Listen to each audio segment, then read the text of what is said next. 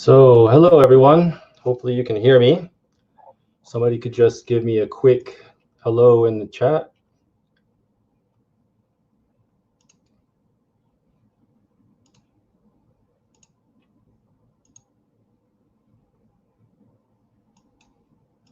Oh, never mind, I can hear myself.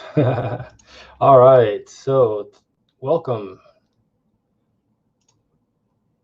I'm Scott, and I'm going to be your moderator.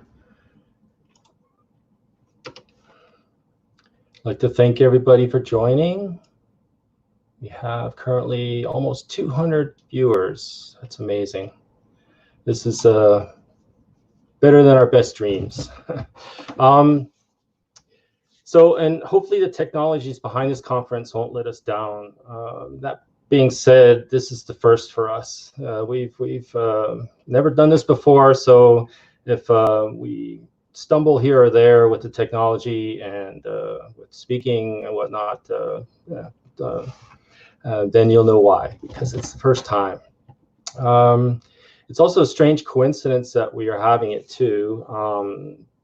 Beginning of the year, Razvan was pushing us all to actually go out to conferences in the hope of spreading the word about Quasar. Quasar is like is a gem among frameworks out there. It's a hidden gem, and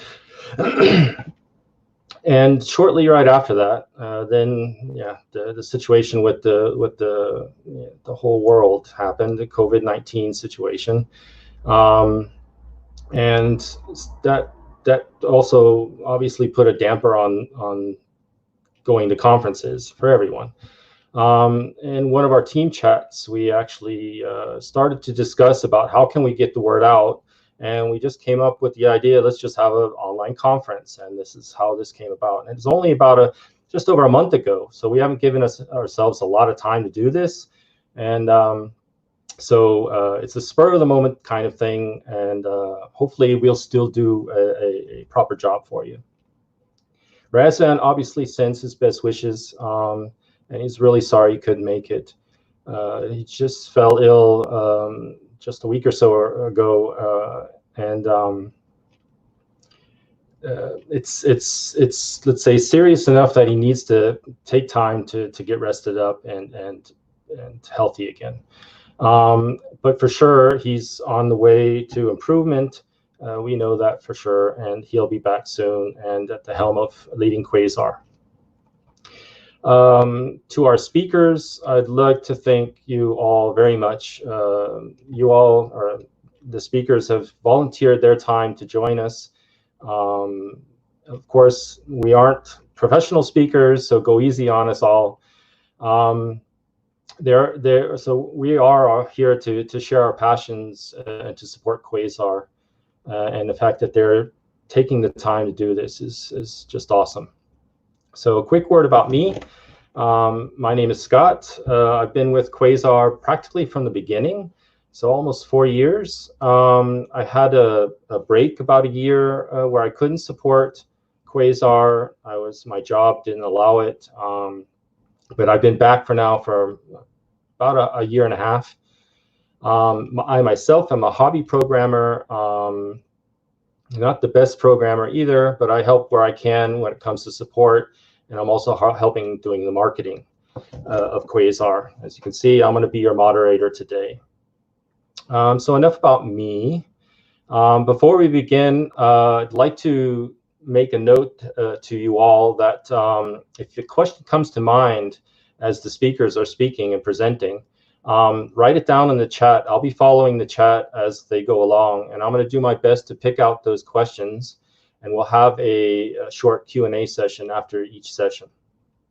The sessions themselves will go about 15 to 20 minutes, maybe a little bit longer, maybe a little bit shorter, depending on the person, but that's the plan. So all in all, we have 7 speakers, and the conference should go about 3 hours. All right, so first off, I'd like to just give a quick update, or not update, but a quick overview of Quasar for those who might not know what Quasar is and is wondering and is here just to figure that out. It's a UI framework that will allow you to build applications to multiple platforms and with just one code base. And as our motto goes, in record time. And that's actually the magic of Quasar. It has a really good developer experience because it helps you develop much, much more efficiently. It gives you a lot right up front to get going. One of the things I feel is really cool is that it's built on Vue. Vue, to me, is like the best of all worlds currently when it comes to reactive UI frameworks. And I love the fact that Quasar is built on Vue. Vue offers, and that's one of the efficiencies, 100+ material design component library, 100+ components in the library. You can use those components if you'd like in the UMD version, so straight into your, progressively into an application you might already have. It's also available as a Vue plugin, so you could use all the components in the Vue plugin too. It has a power CLI, it should be powerful CLI, very powerful CLI. It offers scaffolding, so with just one command, you can get your app running or started.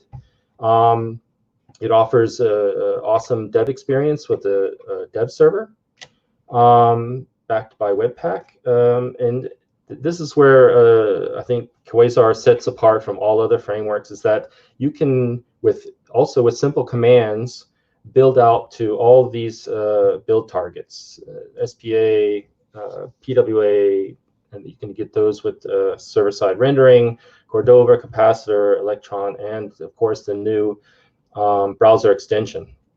Also, Quasar is hugely extensible with the app extension system. Hopefully, after this conference, you'll have a little bit more idea about all this through some of our speakers. This is just an overview to give you a feel about what Quasar offers and what the other frameworks you might see out there that they call themselves frameworks. In the end, they're actually just component libraries. They offer what's on the left there, the components and maybe directives, but Quasar offers the Quasar CLI, as I said, the dev server, the build system, and to all those targets. All right, a speaker lineup today. First off, we'll have Yev. His name is actually Joseph Harvey Angelis. Yev is his nickname. He's in Manila, so it's quite late right there. It's for him. But thank you very much, Yev, for joining us. He's a student developer. Yev will be introducing his productivity app, Kudo. We haven't decided how to name it yet, Kodo or Kudo, or Kudu. And he'll also be saying how Quasar helped him. Then we also have Wilson Fu out of Singapore, and these are also guest speakers. They're users of Quasar, and they'll be explaining some of the stuff that they've done with Quasar. Wilson is in Singapore. He's a defense lawyer by day and a programmer by night, which is amazing to me.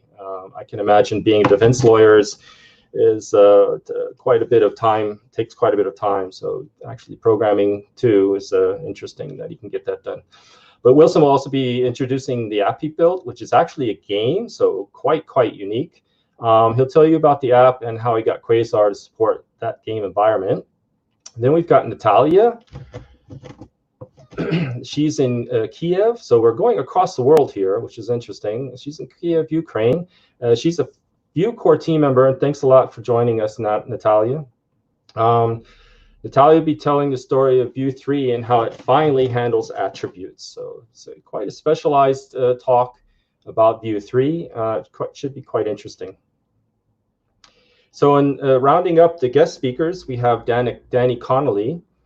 Danny's an indie developer and probably one of the best content producers for Quasar. He's got a couple videos out training and also in Udemy a course for Quasar. He lives in the city of Manchester in the UK. Danny will be discussing the ins and outs of PWAs, so that should be quite interesting. Next, sorry, forgot that. Next, we have Paolo Caleffi. We call him Callo, or he calls himself Callo. That's his nickname. He's a full-time developer in his own business, and he's also a Quasar core team member living in near Bologna, Italy. Callo will be discussing the advantages to using TypeScript and testing packages like Jest and Cypress. And he'll be letting us know what's going to be possible possibly in the future of Quasar when it comes to these things, and also how to get the most out of these things with Quasar now. Then we'll be going across the pond to Jeff. Jeff is a core Quasar dev and our app extension specialist. Jeff has by far built the most app extensions. Jeff is also a full-time developer living in Calgary, Canada. Jeff will be talking about his specialty, which is app extensions, as I just mentioned. And he'll be also going more specifically into how to create UI app extensions. And he'll also discuss the whys of using render functions as a little tip for you all. And last but not least, we have our very favorite Allan Gaunt. Allan is a freelance developer living in the town of Grantham in the UK, which is not far from Nottingham. Allan is a core Quasar developer who also developed the browser extension mode of Quasar. I personally think this mode sets Quasar apart from any of the other multi-purpose frameworks out there, UI frameworks. Because no other framework offers this mode, as far as I know. If anybody knows another one that does, please add it to the chat. And Allan's going to be showing us what Bex is all about. So Bex is our nickname for browser extension mode. So the Bex mode in Quasar. So that's it for our producers. And I forgot to press the presentation. Presenters, so let's go. Let me go ahead and get our first person. Hello. Hello. Yeah. Hi. Hello. Hello. Hi, everyone. Can you hear me? Yes. All right. Okay. So if you'd like, you can share your screen. Okay. Wait a minute.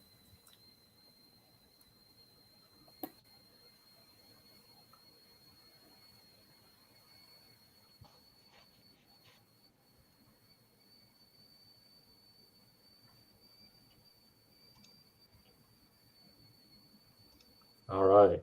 All right. Okay. So away you go, Yev. Thank you. Okay. So hi, my name is Yev. So I'm your first speaker. I'm a freelance software consultant. I'm also the founder of Night Owl Software Studios. I'm based in Manila, Philippines. As you can see, it's quite late in here, but yeah, for Quasar. First ever Quasar conference, which is really exciting. A little something more about me. I use this primary tech stack. So I use JavaScript, Vue, and Quasar on the front end, and over at the back end, I use Java and Vertex. Sometimes I do use like Python and Node.js, but mostly these are like my main tech stack. And I've been trying to learn Rust recently. Okay, so you could also find me on the socials, Twitter, GitHub. If you have questions when you're watching this, probably on a recorded version, you could just message me or DM me in the chat, Quasar, or on the Discord or in the Twitter. So one of my my hobbies includes like I like building stuff like most devs, and I fiddle with hobby electronics. I like looking at memes and cats as well. I love cats. So here's like a photo of me, and here's like a photo of my cute cats. All right, so my talk is entitled Project Kodo, Building a Multi-Platform App Using Quasar.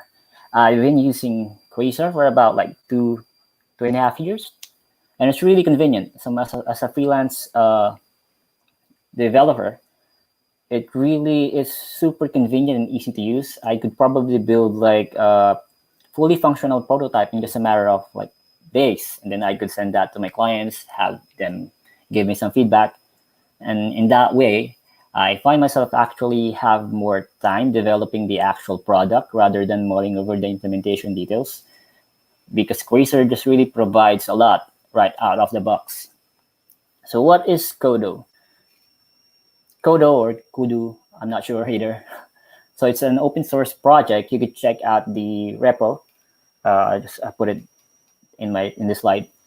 So it's an open source project that demonstrates like building multi-platform app using Quasar. I was hoping this could be a learning resource for newcomers or beginners. So the repo itself or the project itself is something that I hope would show you how it feels like or what it's like to build a Quasar project.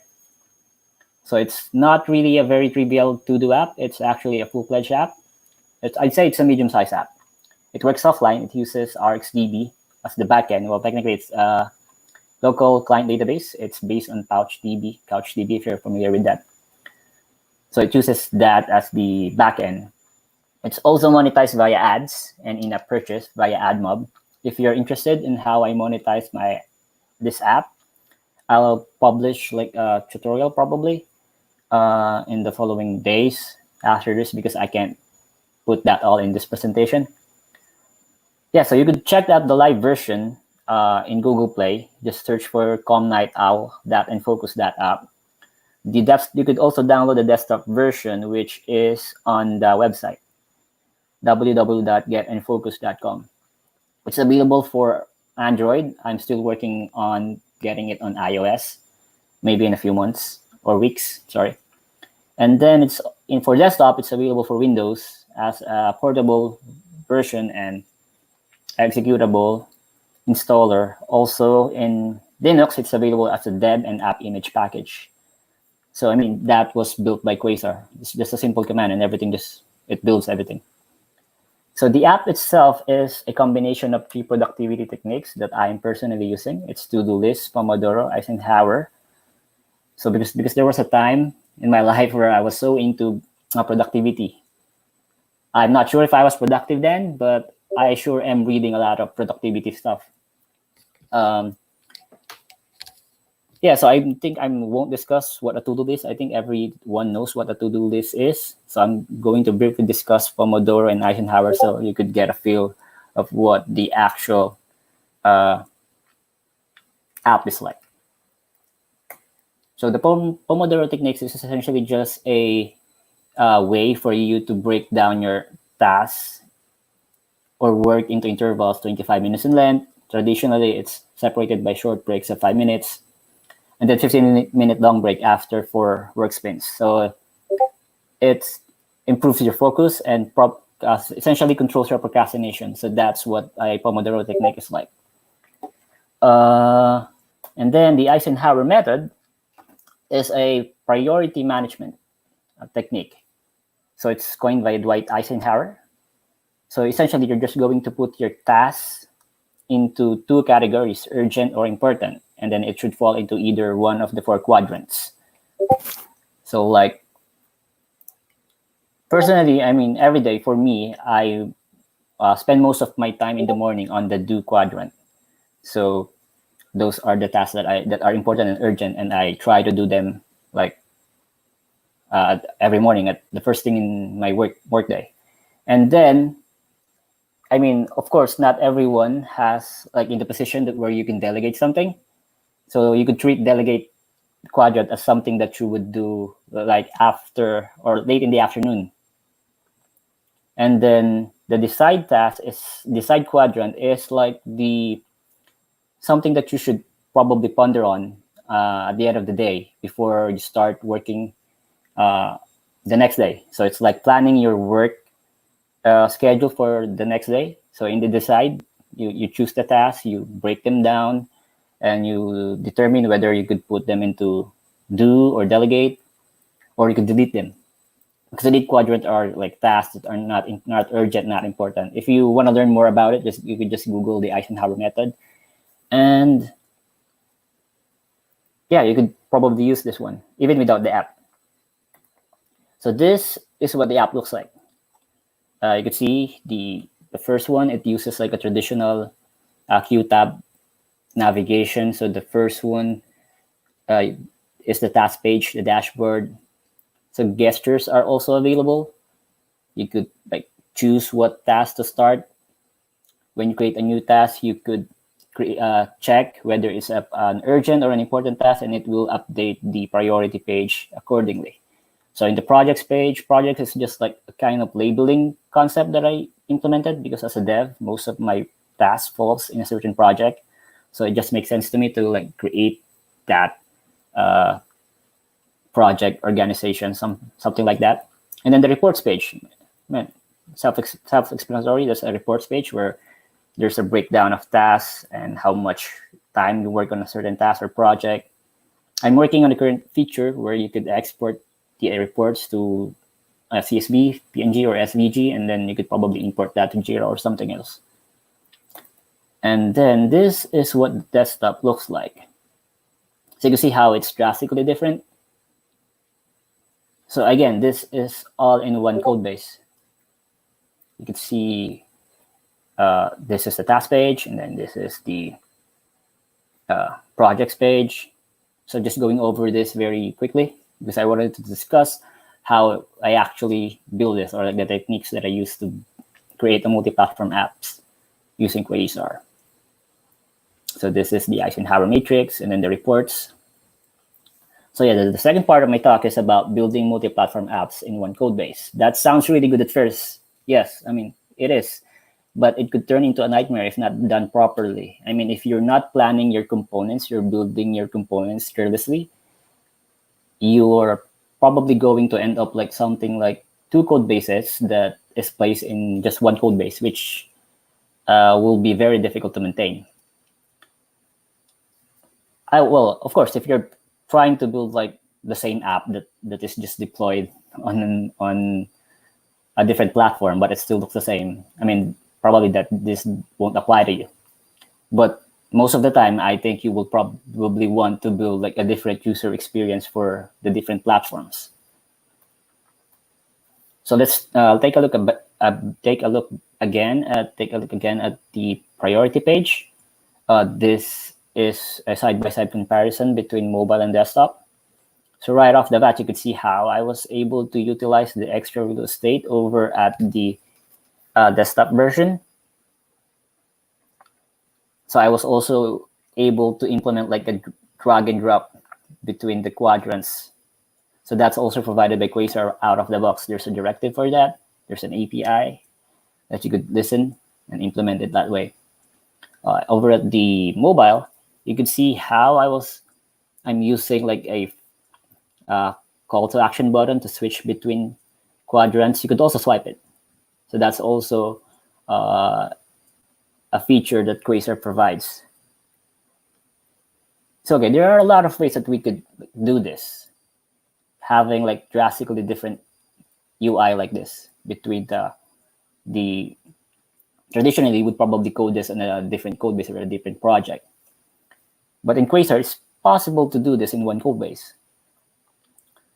So one of the ways that you could accomplish this is probably via using responsive design via media queries, or like using the Quasar screen plugin to detect the size of the current size of the screen dynamically.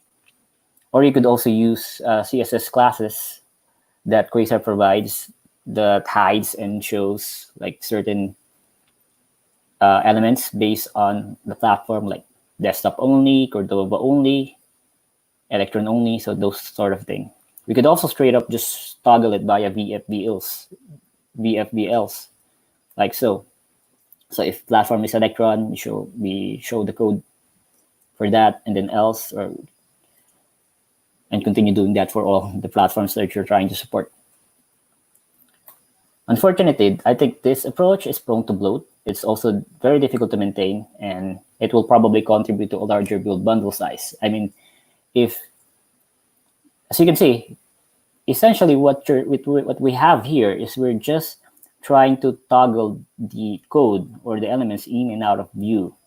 So if you build, say for an Electron target, the code for your capacitor code will exist on that Electron build.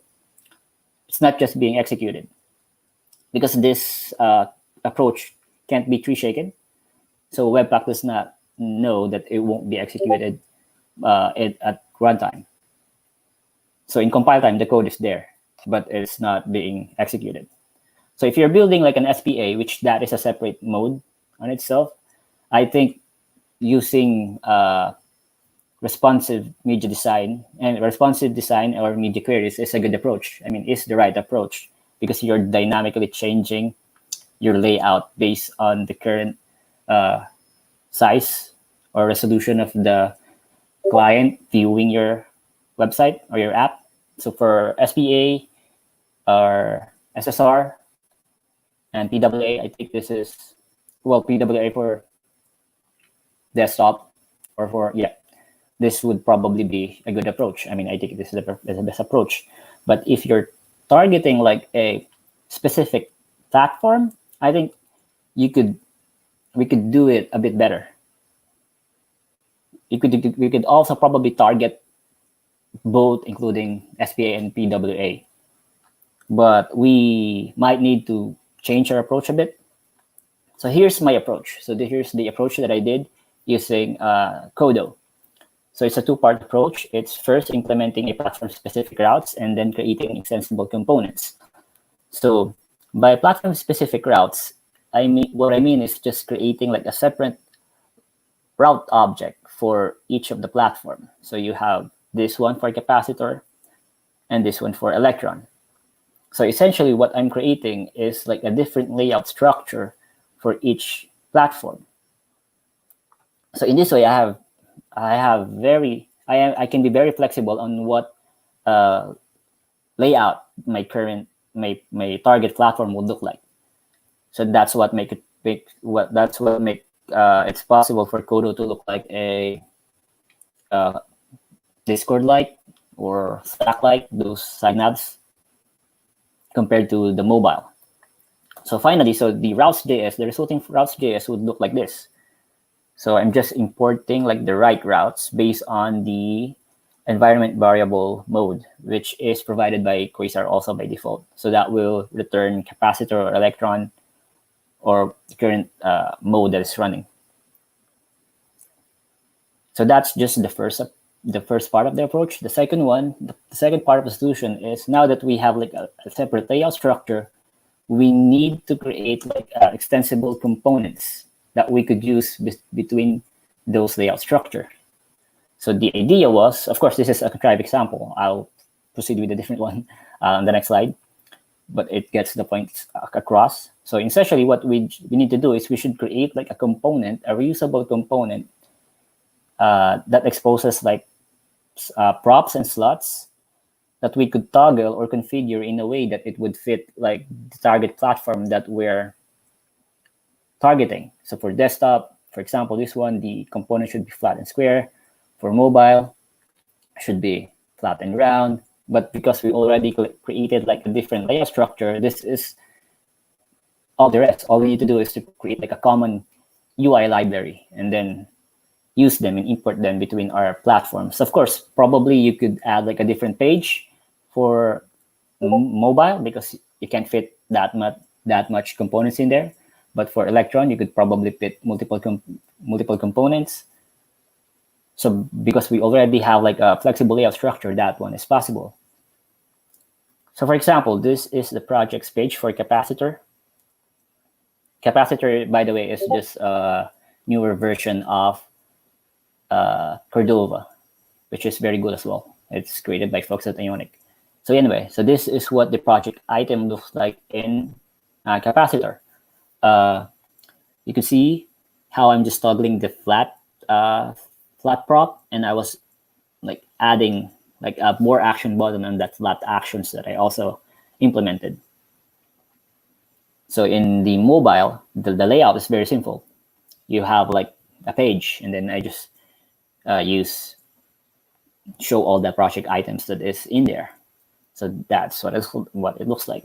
So over at the Electron build, we have something like this. So you see how it's the template is a bit more complex. I'm trying to change the design, the styling of the project name, and then I replace the more actions button with the different styling as well. but it still uses the same project items. So I'm reusing the same component.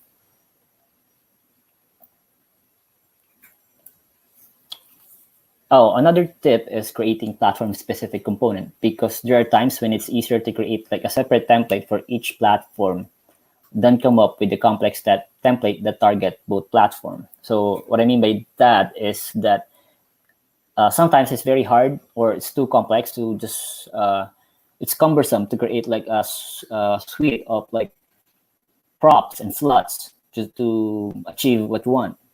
So for cases like that, I sometimes do implement them separately. So for this one, you can see how this is just a wrapper render functional component. If you're not familiar with it, I think Jeff will talk about it on his talk later.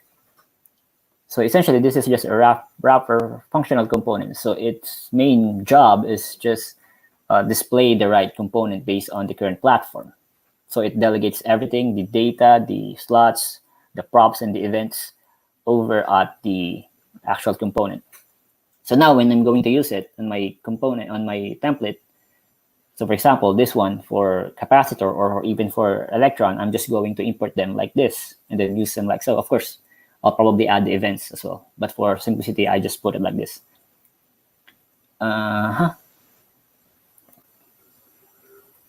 So this is what it looks like in the app. So you can see how it's different. I mean, it's not really different, but I think you get the idea of how that one helped me in implementing this one. So some tips.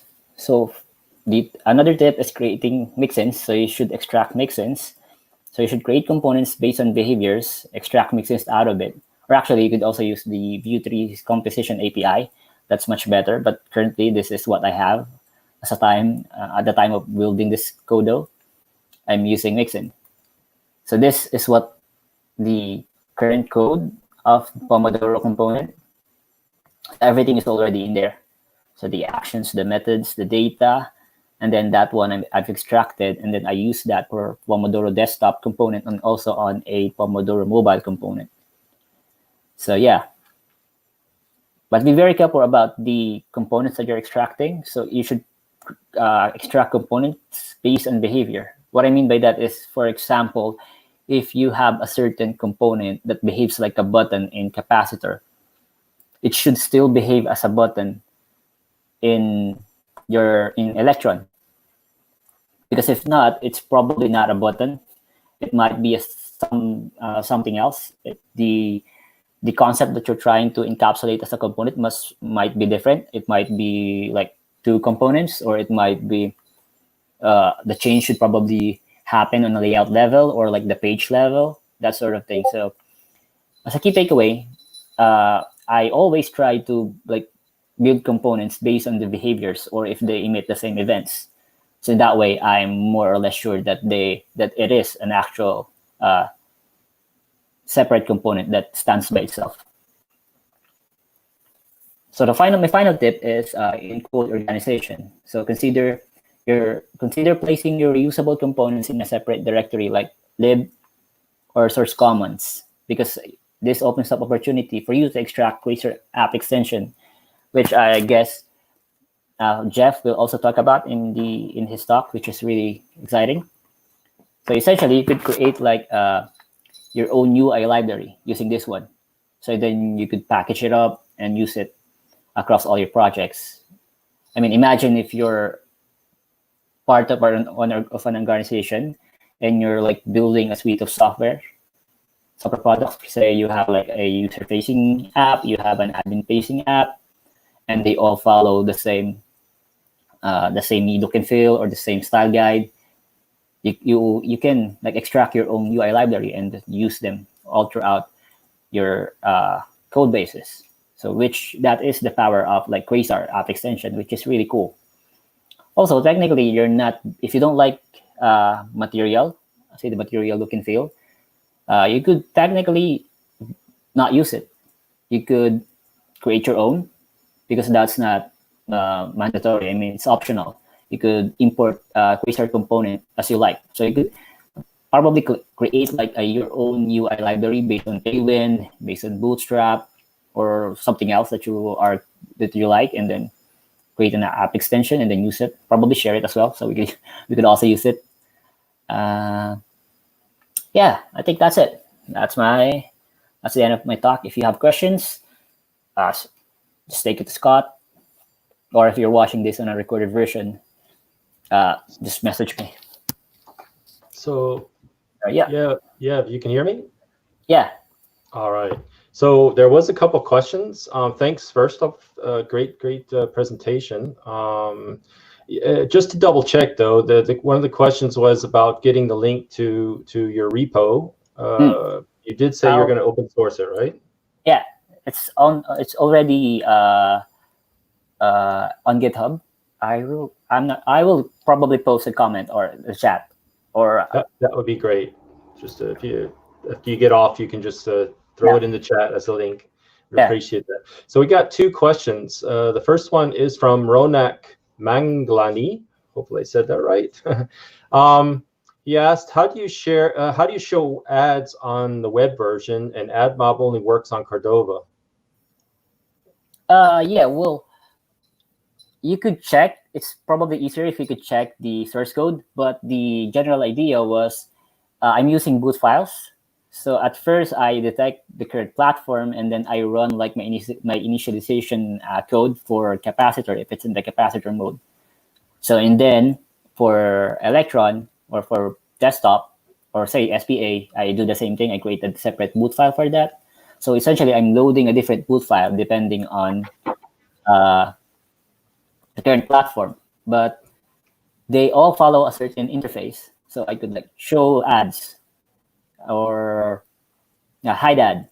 So I will just implement that hide ad implementation for each platform, and then the boot files, import them. All right. Last question is, why didn't you create a web app directly? How did you decide to, I guess, or why did you decide to go straight for a mobile app, I guess, is the question. Well, I mean, for most of my work, I'm building like web apps. So, and I haven't seen much, I haven't tried very often the Electron mode and capacitor mode. So I was curious on how I could like build them. So yeah, I just built one. All right. And it's very easy, actually. It's very convenient to use. So you could check the code and see for yourself how it's done. Yeah, awesome. So thank you again, Yev. Great presentation. And again, it's very late at night, so I'm not sure how long you're going to stick around to watch the rest of the show. Hope you. Yeah, I'll probably watch the rest of the show. All righty. So I'll let you go, and our next speaker is Wilson. Hey, Wilson. Bye-bye. Bye, Yev. Bye. All right, Wilson. Thanks for joining us. It's again Singapore. It's late at night there, so. What do you have? About almost 12 o'clock, right? 20 to 12? Yes. All right, if you can share your screen, then you can get going.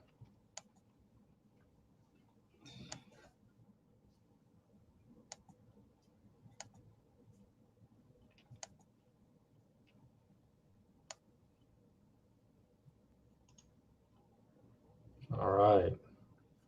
Again, can everyone see that? Yep, I think so. Okay. Off you go. Thank you. Great. So as Scott mentioned, my name is Wilson, and I live in Singapore. And my talk today is about developing a game in Quasar.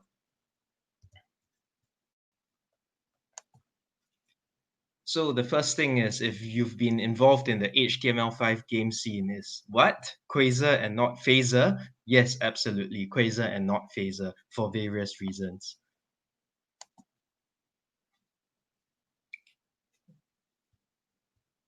Sorry, my computer's lagging a bit right now.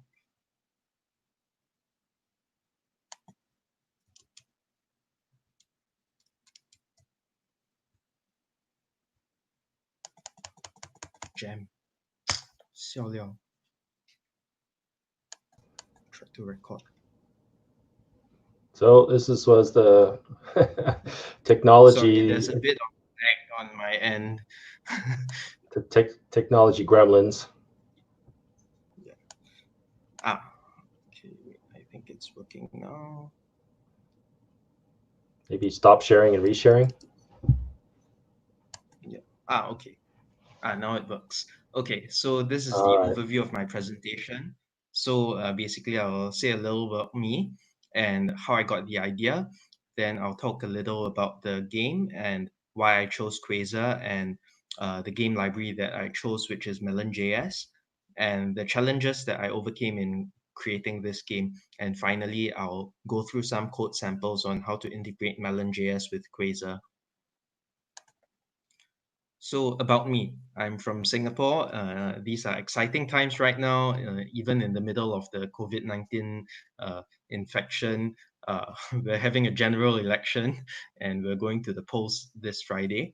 So my full-time job is I'm a criminal defense lawyer at Trident Law Corporation, and my part-time business is called Custom Automated Systems Private Limited. I develop legal and financial technology apps as well as games.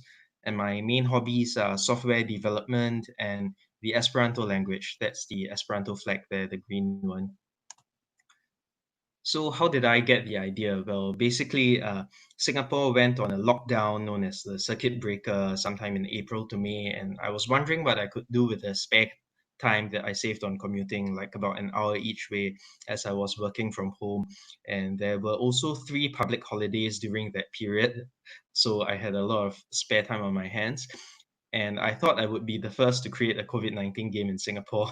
After I created it, I realized that somebody else beat me to it, and their game is called Fight the Virus. So what is the COVID-19 game? It's basically a very simplified real-time strategy game. If you've played StarCraft or Age of Empires, basically you have units and you have buildings, and you can go around and command your units to kill people and things like that.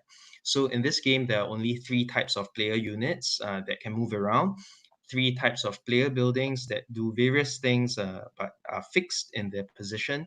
And there are 3 types of enemies, which are basically viruses, and 1 type of resource, which is oxygen, that replaces like money or gold in most real-time strategy games.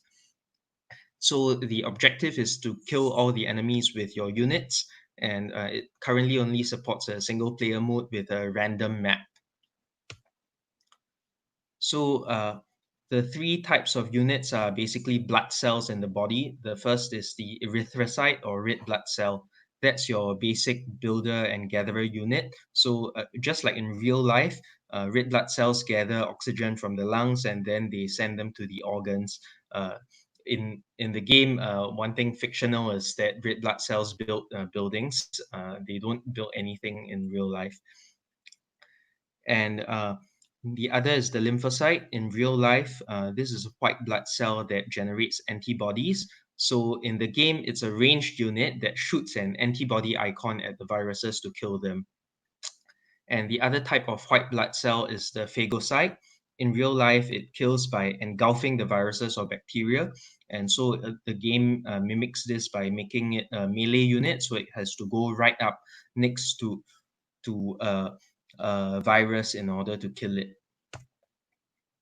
So there are 3 types of buildings. The first is called bone marrow, and similar to its role in real life, it actually produces blood cells. So it's where you go to build the blood cells that move around. And the other building is the pulmonary artery, and that's where red blood cells go to collect oxygen. So it's the icon there is lungs. So it's just like how in real life your lungs are where your body gets oxygen, and capillaries are where oxygen is deposited, and it's again similar to real life where oxygen is transferred through the capillaries from the blood cells to your organs. And pulmonary arteries and capillaries have to be built some distance away from each other. So the 3 enemies are SARS. the first virus to hit humankind. In the game, it has the highest damage but the lowest speed. MERS, the next big virus to hit, it has medium damage and medium speed. And finally, the star of the show, I guess, COVID-19, which has the lowest damage but the highest speed, and the high speed is meant to reflect its high speed of infection. So gameplay is relatively simple. It's similar to most other RTS games. So the difference is that because this game runs on both mobile as well as desktop, so there's a button that allows you to choose whether you want to drag to select or drag to scroll. And drag to scroll is a behavior that's necessary for mobile, because on the desktop, you can simply move the mouse cursor to the edge of the screen to scroll. And you click on an individual unit or building to select it.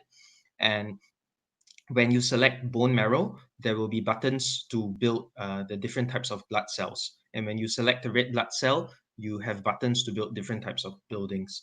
If you select any other type of unit or building, then basically you will see some information about that unit or building, such as the health, the damage. If you look at the screenshot, the attack rate, the range, and the speed.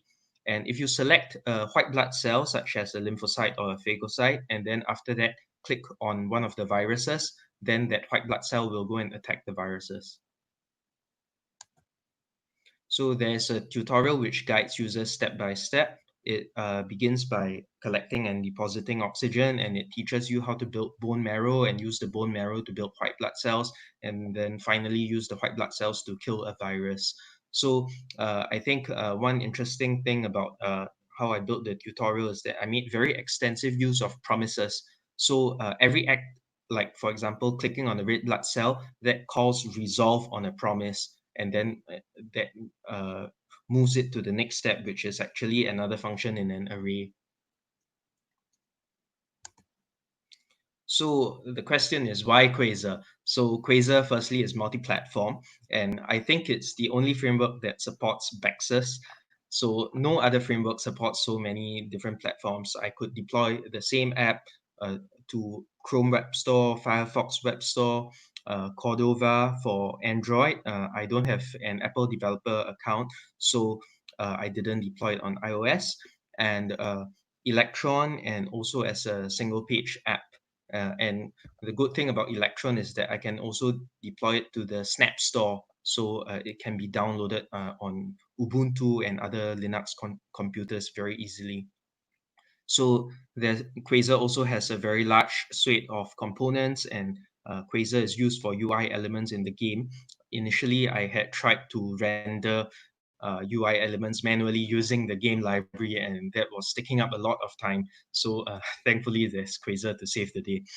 And an important reason why I chose Quasar was also so that I could take part in the Hackame competition, and I'm proud to say that we won an honorable mention for our Bex version. So more reasons why I chose Quasar is that I previously had a very good experience when I was developing another app in Quasar known as Keto Share. There's a screenshot on the right, and it's an app for sharing ketogenic recipes and eateries. So the ketogenic diet is basically a meat diet. You eat high amounts of fat, medium amounts of protein, and low amounts of carbohydrates. So I have also always been a Vue developer, and before Quasar hit 1.0, I used to use something called Vue Onsen UI, but it was somewhat lacking. It had far fewer widgets, and it didn't have the cross-platform features of Quasar. And another thing is Quasar has really nice widget design, and Quasar is a framework that supports glossy buttons, which I really, really like, although I know it went out of vogue in the 1990s, but I still love it. So for the game library, I chose Melon.js. So this is the second part of why Quasar and why not Phaser. So why didn't I choose Phaser? One is because Phaser is split between Phaser 2 and Phaser 3. Phaser 3 is not backward compatible with Phaser 2. So this is a similar situation with Python, and I hope this won't be the case with Vue 2 and Vue 3. And the other thing is Phaser 3 has no isometric and tiled map support out of the box. Melon.js supports both tiled and isometric maps, even though I didn't use isometric maps for this game. And it also supports maps saved using the tiled map editor. So although I didn't use it as I'm generating random maps currently, I might use it in a future release. The other good thing about Melon.js is that it automatically switches between WebGL and Canvas, so it renders as fast as possible on devices that support WebGL, and Canvas is used as a fallback if the device doesn't support WebGL. So some of the challenges that I overcame when creating this game, firstly, when I initially created the game, I created a queue layout as the root element, and then it contained a router view and a queue page container, and basically the play screen was a div that would only appear when a particular route was selected. And the problem is that when that particular component was swapped out, then Melon.js wouldn't work thereafter and it would show a black screen. So the solution was to overlay a div. So basically there's a Melon.js div that contains the playing screen that's underneath and it's always there. And then if the menu is displayed or the settings page is displayed, then it's displayed on top of it. Another problem that I faced was bounce scrolling on iPads and iPhones, which made it hard to drag the map.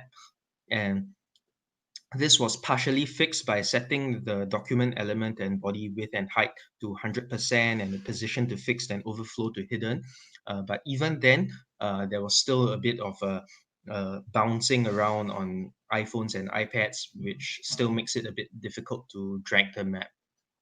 Another problem I faced was that the Android app was initially banned by Google for COVID-19 references, and the solution to this was that I renamed the game to the viral game on Android. Subsequently, it got banned again because there was a reference to COVID-19 in my promotional video, but I appealed, and thankfully Google accepted my appeal, and it's back live on the Play Store, and it's also live on the Samsung Galaxy Store where there are 98 downloads, I believe. So here's the interesting part, how I integrated Melon.js with Quasar. One thing about my development style is that I use View Builder Webpack plugin. So I basically split my component code into HTML, JavaScript, and stylus files. So View Builder Webpack plugin basically generates single file components that refer to the HTML, JavaScript, and stylus files. So as you can see in the screenshot below, there's a screen div, and the ID is screen and the ref is also screen, and that's what I use for the play screen. And it is basically obscured by all other screens if there's another path that's currently being displayed. So as you can see, there's a queue layout below that div, and it contains a queue page container and a router view.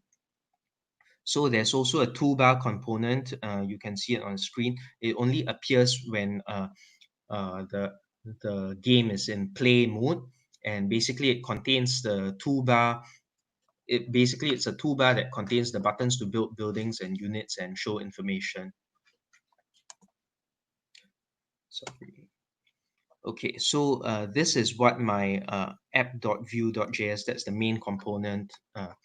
That's what the mounted hook looks like. And basically, what it does is first it prevents the user from clicking back. And then the other thing it does is that if the user sets the setting to full screen mode, then it tries to set the browser to full screen mode. And you can also see there that it calls the initialization function of Melon.js, and it calls it with the ID of the screen div.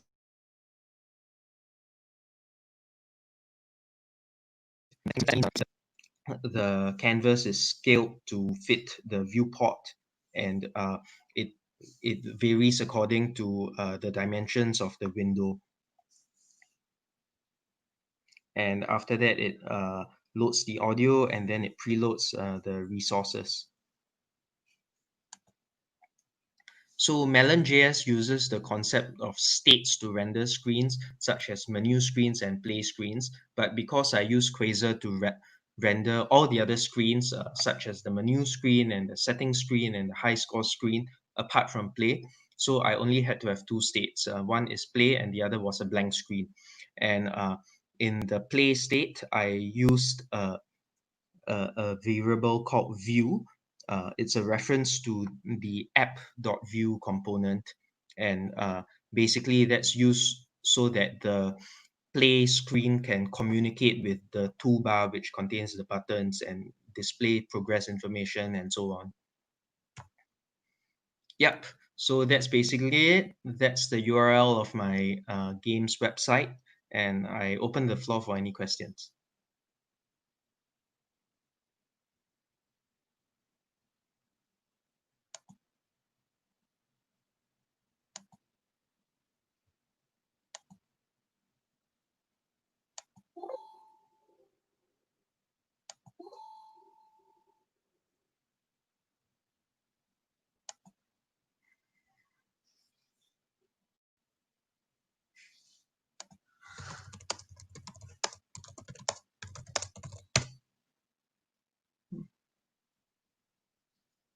Sorry, Scott, I couldn't hear you. Yeah, sorry, I'm on mute. Typical teleconferencing mistake. Okay. Sorry about that. Yeah, something you reminded me of is that YouTube might have an issue with us saying COVID-19 all the time. In the video, I noticed that some YouTubers are avoiding saying that. So hopefully that won't be the case with our video. But other than that, I do have one question for you. Anton Cherry asked, he said, how long did it take you to build the game? About slightly less than 2 months. 2 months. Yeah. So that's Yeah. pretty In good. fact, you would probably use less time if you could work on the game full time, because I was like only working on it after work and on public holidays and on weekends and so on. Wow. So spare time, 2 months too. Yeah. All right. Well, thank you very much, Wilson. No other questions. And great presentation. Appreciate your time, taking the time, and hopefully to hear some more from you in your endeavors with Quasar. Yeah. All right. Yep. Bye-bye. Bye-bye. So, Natalia, hello. Bye-bye, Wilson. Hello, Scott. So, Natalia, thanks for joining. Hopefully it's not too late in Kiev. I guess it's 2 hours. No, it's definitely not like in Singapore. It's only 8 in the evening, right? Where you're at? Yeah, it's evening, but you can see it's still light. Yeah. Yeah, Germany, it stays light until about 10:30 in the evening right now. So we're far north. All right, so if you can share your screen, then you can get right on and going. Sure. All right, you can see it. Yeah, awesome. So off you go. Thank you again for joining us. Okay, so today I'm probably the one non-Quasar speaker. And my talk has nothing to do with Quasar, so if you feel it's a bit awkward to be presented on Quasar conference, so do I, so we are in the same boat. Still, this topic is important for me, and I shortly explain you why. If you wonder what is special with $attrs in Vue, they seem to be so simple and obvious and straightforward. Let me show you the progress of how did we change our opinion on $attrs. It all started with a simple attribute fall-through behavior, and as you can see, it was pretty early RFC. Number 26, we were going to disable implicitly passing attributes to the root component. But things were changing. We had lots of different opinions on this, so we had one more change, and then one more, and attribute fall-through behavior again. And we ended up with this RFC that also changed functional component updates. And trust me, every single change made me to rewrite the documentation. So at the end, I was like this. And I believe so was the most of the Vue community wondering, how should attrs work at the end? That's why I decided to give this lightning talk, and this will be short, to explain what we ended up with. So let me introduce myself. My name is Natalia, and as Scott already mentioned, I'm Vue.js core team member. I care mostly about Vue documentation, and we're finishing up Vue 3 docs right now. Will be published very soon. I work as a staff front-end engineer at GitLab, and I'm a Google developer expert. And as I already mentioned, I didn't work with Quasar, but 2 first docs already inspired me to start it and write some article like Quasar newbie, first experience, so probably would be. So back to attrs. Before we jump into how attrs behave in Vue 3, let's take a look on how it was in Vue 2. So imagine we have this custom component that has a label, which is a property. It's not dynamic, but for the sake of the example, this is fine. It has a non-prop attribute, which is type. It has a class and a style. It has submit event emitted from the component, and I decided also to give it a vModel with some property input text. So this would be a component code in Vue 2. And it basically contains a single input field with some ID. And we take 2 props, which are label and value from vModel. We bind it to input, and we emit an input event again for vModel. So let's take a look on what do we have in this component. Basically, if we console log this $props, we have everything in props. So this is obvious. What about attributes? As you can see, class and style are not going on to attrs in Vue 2. And we also have listeners, one for vModel and one for the event we already declared. And as you can see, class and style can't be found anywhere explicitly. So you know they exist, but you can't just console log them here. And this is how rendered result would look like. This is very straightforward. If we have no special conditions, all attributes will land up onto the root component of our custom input. Let's make it a bit more complicated. What if I want to add a label here? And what if I want to render a label prop before the actual input? Well, again, obviously, everything lands up onto the root component. And while I'm kind of fine about class and style, maybe I just want to style a label, I'm not really happy about text, because I expected text landing onto the input. It makes no sense here on label, right? So in Vue 2, what would we do in this case? We would have inherit attributes false, and we will pass our attributes to the input. And as a result, as you can see, type finally found its place. It's landing on the input. Class and style are on the label end. In our opinion, this behavior is not really consistent, because when you pass attributes, you expect to be all non-prop attributes passed there. Also, I didn't mention listeners here, because if you would like to pass all the listeners from the parent component to the child, you would also have vOnListeners, I'm sorry. So how does it change in Vue 3? Imagine we have the same custom input component. And as you can see, props already changed a bit. This is not a topic for this talk, but you can see that value is changed to model value. This belongs to vModel changes. Again, I'm not going to cover them in this talk, but just take a note about this. And what about attrs? Attrs are really interesting here. First of all, you can see class and style landed there in $attrs. But more to say, we don't have listeners anymore. So $listeners is not something that is going to exist on Vue 3. Instead, they all end up in $attrs. So you can see on submit. And again, this is a change that is consistent for all Vue 3 behavior.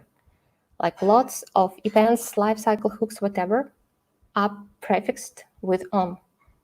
So if we had submit event emitted, in $attrs, it will show as on submit. And an event for vModel is even more specific. I can say I'm not a big fan of this syntax as a function name, but we have what we have, so it will be on update model value. So imagine if I have my inherit attributes false, and I want to bind everything on the input. As you can see now, everything is gone, including class and style. This moment is really important for you if you have a component library and if you have transparent and semi-transparent components. Because when you migrate to Vue 3, you would need to expect that every single inherit attrs false with vbind $attrs will end up with class and style, but I hope style is like rarely used on Vue components like this, like inline style, but class will be passed as well as inherit attrs. Okay, but I want to keep my class where it is. Can I just do this with Vue 3 or I'm doomed and it will just fall through to the input? Of course, we can create kind of a hack, let's say so. So first of all, you can bind class as $class, $attrs class, and you can create some filtered attrs object where you can exclude whatever you want. I'm just doing this like very basic and very rough, just deleting your attrs class from the attributes. And in this case, we will have our class landing on label and everything else will land on input. Fragments. As you probably know, in Vue 3, we allow multi-root components. So template can contain multiple root elements, like this. And in this case, if you try in your parent component to pass any kind of non-prop attributes, you will get this warning. Like extraneous non-prop attributes were passed to component but could not be automatically inherited. Why this is happening? Because Vue is like not sure you have multiple root components. Where do you want to land your attributes? And as you can see, what is really interesting here that event listeners are also checked, and non-emit event listeners, if you don't bind them anywhere, will also create a warning. So basically, if you have a multi-root component, be sure to always use vbind $attrs somewhere. This is a very important moment, but luckily on dev mode you will see the warning, and this is very descriptive warning, I would say. And the last one. So if I want to exclude my attribute from $attrs, I would just pass it as a prop.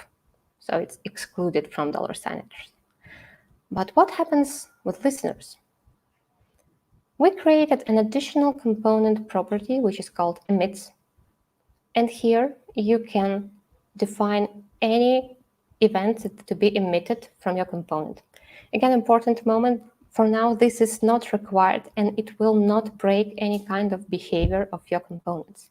So if you have Vue 2 component, you migrate into Vue 3, you didn't decline emits, it will still emit an event, and it will work just fine. But if you just want to find it, it will be in $attrs. You just need to be careful about using vbind $attrs and about using multi-root components.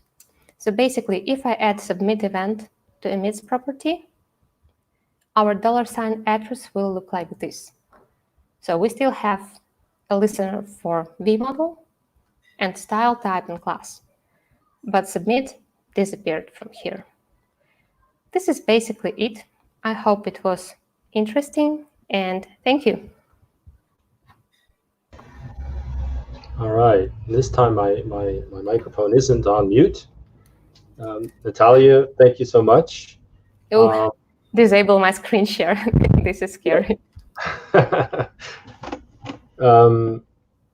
So there hasn't been any, at least I didn't see any questions going on in the chat. But I'd like to ask you. I can run away. I have a question for you though. So how did you end up being a Vue core team member? How did that come about? Just interesting, less about code and about you. Basically, it's always about contributing consistently and communicating, like 3 Cs. So contribute consistently. This is first one. It's like you would need to find an area you're interested in Vue library and Vue ecosystem and contribute to it, like just for some good time with a good consistency. Like I can have an example of one of the latest members to join. This is King, who is maintaining Vuex now.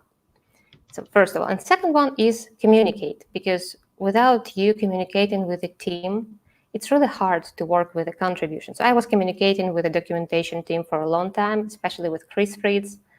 Unfortunately, he is not on Doc's team right now. This is really painful. So I've been doing this for some time. And it was really funny because at one conference, I was announced as core team member. This was very awkward and very confusing. It's like, I'm not. But when I joined, when I was invited as a core member, a good part of Vue core team was like, I thought you're already in the team. It's basically how it happens when everyone around already counts you in the team. This is just formal title to add. Very nice. And you mentioned, we all caught that from the Quasar team, that you're thinking, because watching the videos of Wilson and Yev, that you're a little bit inspired by Quasar, which is awesome. And you mentioned that you might be thinking about writing an article. I want to try it and maybe write some, like very, like not even a guide, but rather like my first experience with. This is ad hoc right here and ad lib. But one of the things that we get sometimes and we know it as a fact is the entry into Quasar. This is getting a little off topic maybe from what you were talking about, but since you made the offer, the entry into Quasar seems, with our documentation and whatnot, seems to be a challenge. We know we're deep in the technology and we know how to do it, and for us it's like, how can you not see it's simple? But obviously we're blinded by our own knowledge, if you will, of if you can say that. And so if you do write this article, and you can then maybe come back to us too with some feedback about your experiences about the entry into Quasar and starting off with it, and where you feel maybe we can improve. I think that would help us a lot, and then we'll take your feedback in and then probably update our documentation ourselves, so that the entry is easier for newcomers. So maybe a little bit more of motivation for you, so that it's not just you're writing an article, but you're also going to be helping us a lot. That would be fantastic. Thank you, Scott. Yeah. So normally Danny Connolly would be next. Unfortunately, he's not online yet. So bear with us, please. We're trying to find Danny.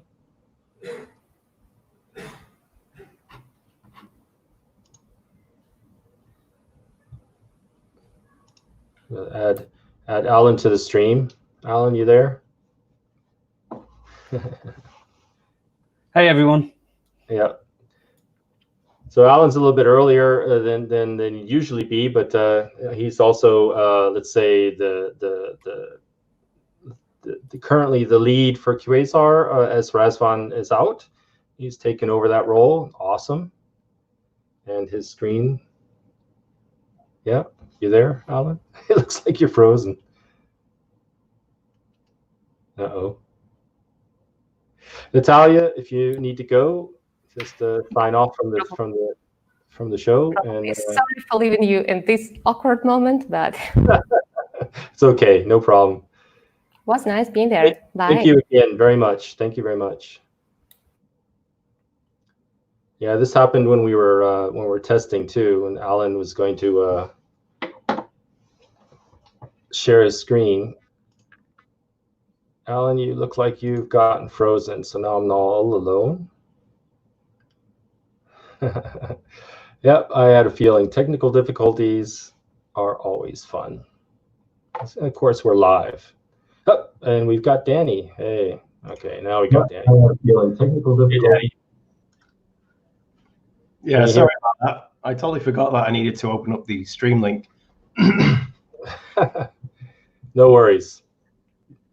Didn't hold us up too much. No worries. Okie doke. So if you can share your screen, I'll put it in, and then off you go.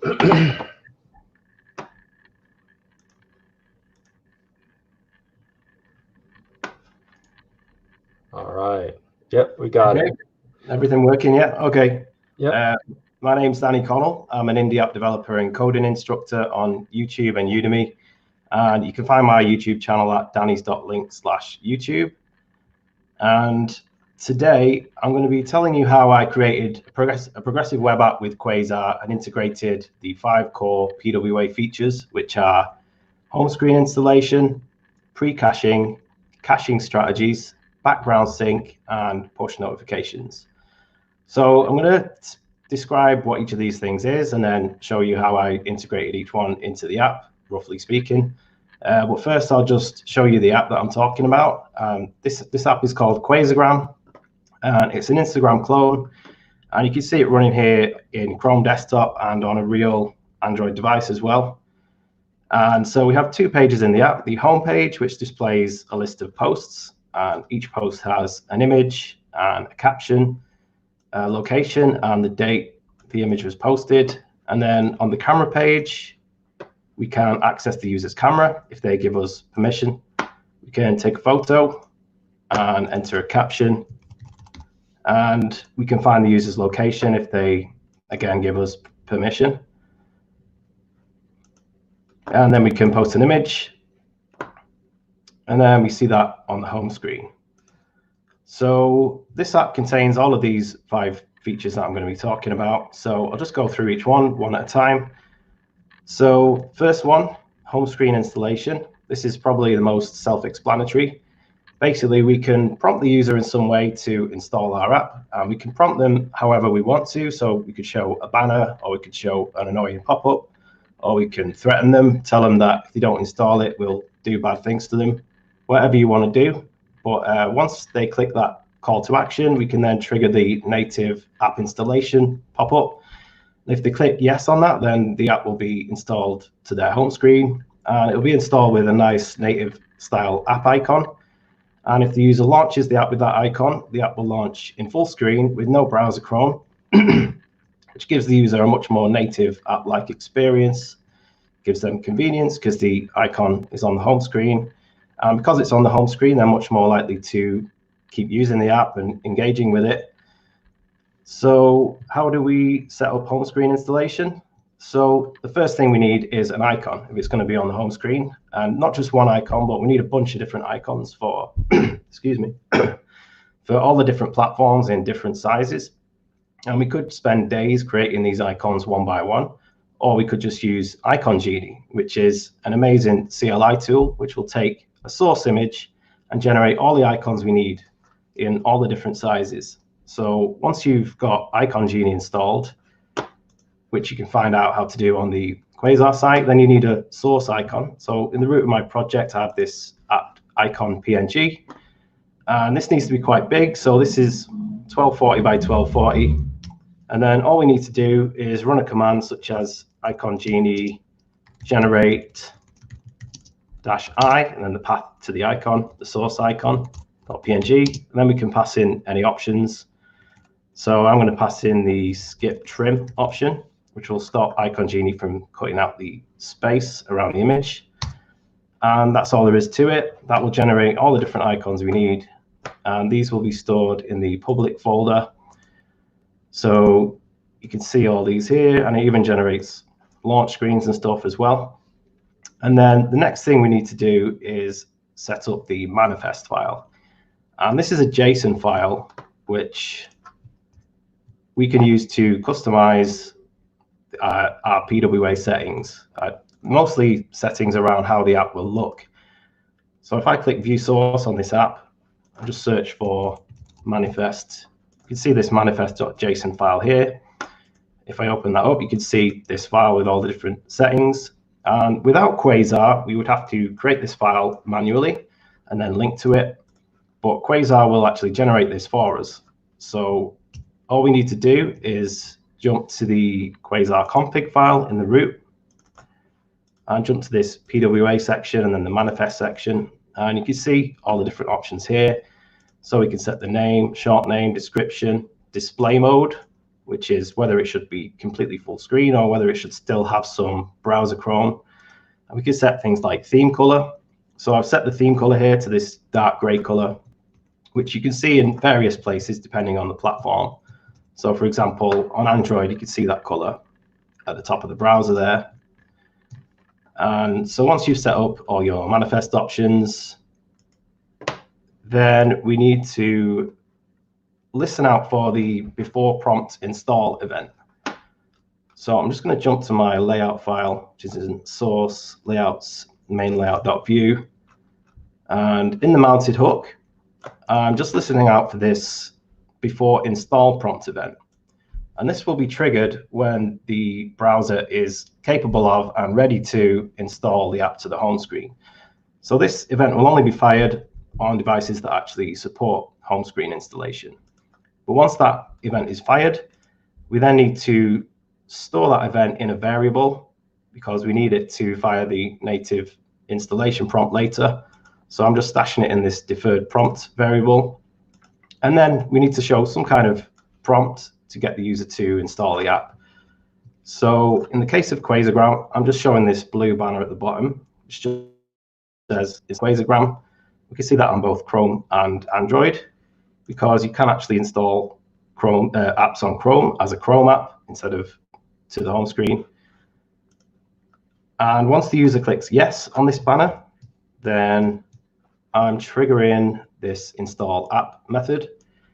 And we're reaching out to that event that we stored before and just calling this prompt method, and that will just display the native installation prompt. And once the user clicks yes to that, then the app will be installed on their home screen. So I'll just demonstrate this on the Android app. So if I click yes on this banner at the bottom, we're prompted to install the app. Oops. We're prompted to install the app, and if we click add, then it'll add the app to the home screen. You might need to wait a few seconds for it to appear, but it should appear at the bottom here.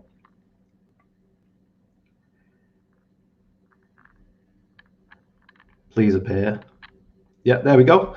So that's on the home screen now. We can see our nice icon. And if we launch it with this icon, we see a nice little splash screen with a message on it. And then it launches the app in full screen with no browser Chrome. So home screen installation, fairly straightforward. So let's jump to the next one, which is pre-caching. So what is pre-caching? Well, it allows us to cache all the core files of our app the first time the user visits the app. So all of our core local files, so all of our HTML, CSS, JavaScript, images, whatever it is, we can store that in the user's browser cache so that the next time they visit the app, those resources will be loaded from their browser cache instead of from the network. And this means we get much better performance, and also it means, what does it mean? Oh, it also means that we can launch the app offline because all of our core files have been stored in the browser. So it can even be launched without an internet connection. So how do we set up pre-caching? Just jump to my code. So without Quasar and without Workbox, and Workbox is Quasar's progressive web app service worker tool of choice, which makes it really easy to work with service workers. And service workers are basically JavaScript files that run in the background of your app. And even if the app is closed, and even if the browser is completely closed, this service worker will keep on running. And we can use it to listen out for all kinds of different events, like fetch events and push events and all sorts of stuff like that. And it's the service worker that makes pre-caching and stuff like that possible. And so if I jump back to the config file, we have two different workbox modes available. So there's generate SW, generate service worker, and inject manifest. The generate SW mode will basically generate a kind of generic service worker for you. You can't edit that, but if you are using that mode and you don't have particularly complex needs, then you don't even need to worry about pre-caching because it comes out of the box. But if you're using the inject manifest mode, where you code your own service worker, then even with that mode, it's really simple to set up pre-caching. So I'll just jump to my service worker file. And if you're in PWA mode, it will generate this source PWA folder, and the service worker is in there. It's just called custom service worker.js. And so to enable pre-caching, all we need is this one line, which is just firing this pre-cache and root method and passing in this manifest. And that manifest is basically a list of all our local core files. And that is also generated automatically by Workbox. So pre-caching is really easy to integrate. And the next one is caching strategies. So what are caching strategies? Well, pre-caching handles the caching of all our local files, all the files that are local to our project. What about external requests? Whether that's a request to an image file or a font file or an API endpoint, we also want to be able to cache those requests as well. But we don't want to cache them in the same way because, for example, something like a font file is rarely going to change. So it makes sense to always grab that request from the cache whenever possible and only grab it from the network when it's absolutely necessary. For example, when there is no font file in the cache. Whereas something like a request to an API endpoint where you always want the latest information, in that case, it makes sense to always grab the request from the network and only fall back to the cache if the network is unavailable or if there is something wrong with the API or something like that. So we have 5 different caching strategies that we can use with Quasar and Workbox. And the 3 main ones are stale while revalidate. With this strategy, the service worker will always try and grab the request from the cache, but then in the background, it will grab the request from the network sort of silently and repopulate the cache with that new request if there's new data there.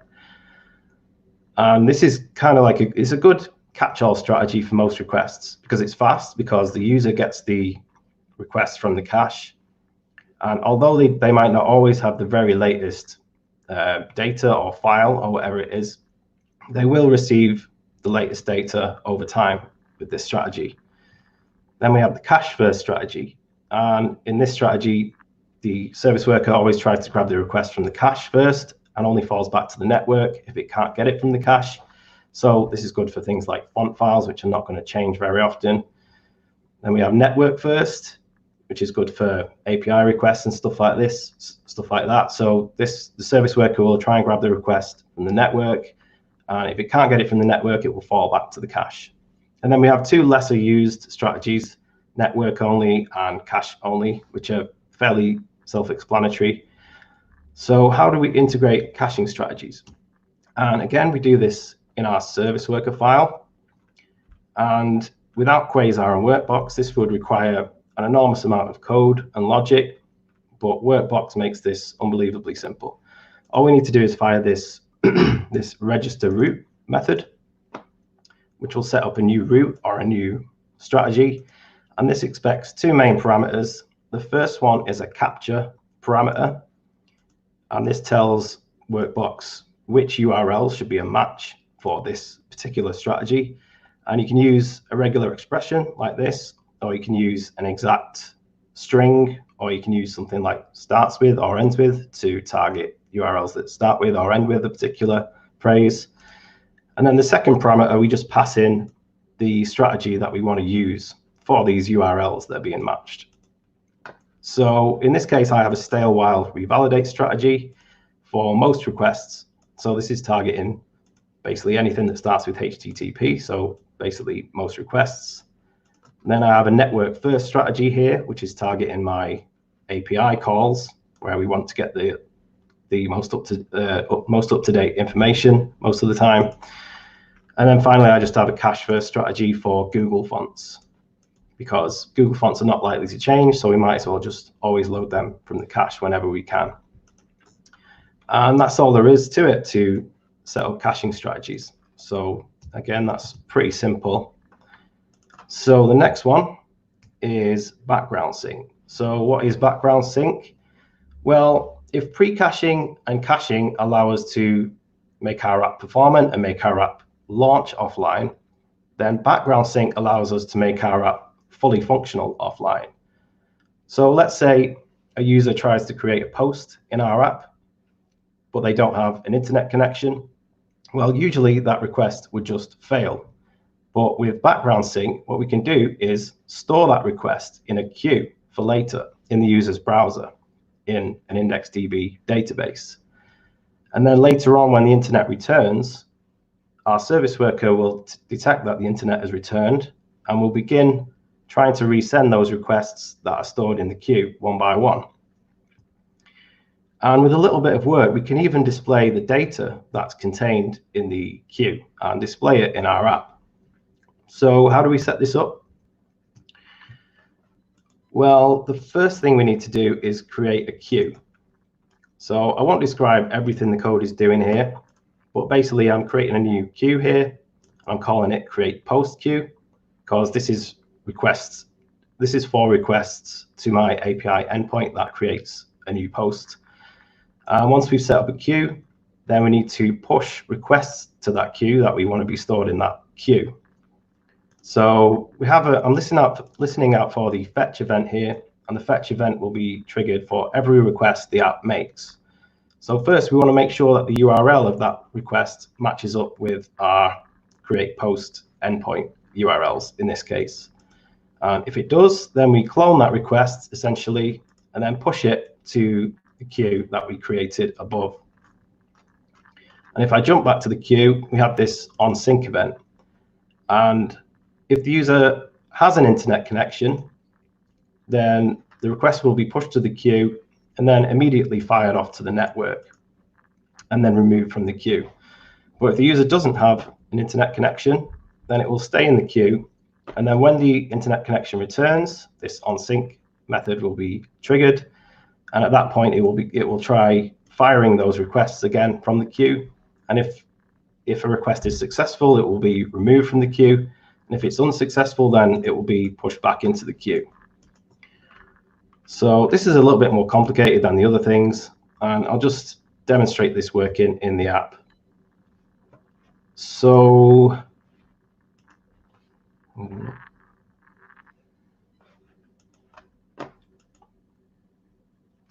going to simulate being offline in Chrome Desktop by just going to Chrome DevTools and then the network panel.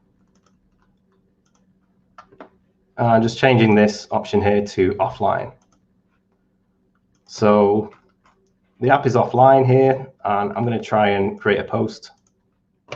So I'll take a picture, enter a caption, and enter a location, and click post image.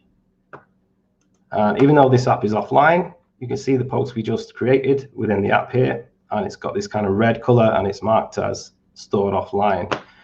And if we go to the application panel, and we go to IndexedDB, and then Workbox background sync, and then this queue, we have a queue here. So this item you see here is the request that we just tried to make, and it's been stored in this queue. And so if I go back to the network panel and go back online again, and if you just look at this, I'll stretch this out a bit.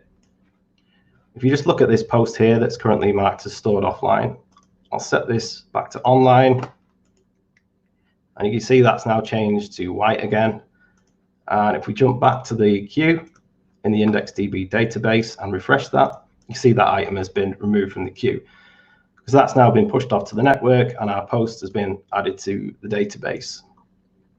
So background sync really allows us to give the user a full app experience, even if they're having internet issues and stuff like that. Okay, so the final thing I want to talk about is push notifications. So we need to prompt the user to subscribe to push notifications in some way. And again, we can do that any way we want. We can use a banner or a pop-up or whatever. But once they've subscribed, we can create a subscription for them. And once they have a subscription, we can send native notifications to our subscribed users anytime we like. And we can even send these notifications to our users if they have the app completely closed, and even if they have the browser completely closed, they can still receive these messages. And if the user taps a notification, we can open up our app for them, and we can even open up the app on a particular page. So push notifications really help us to keep bringing our users back into our app, which means more engagement, which is good for us as the app developer. So how do we integrate push notifications? So first of all, we need to prompt the user in some way. So I just have this banner, which is just a Q banner at the top. Would you like to enable notifications?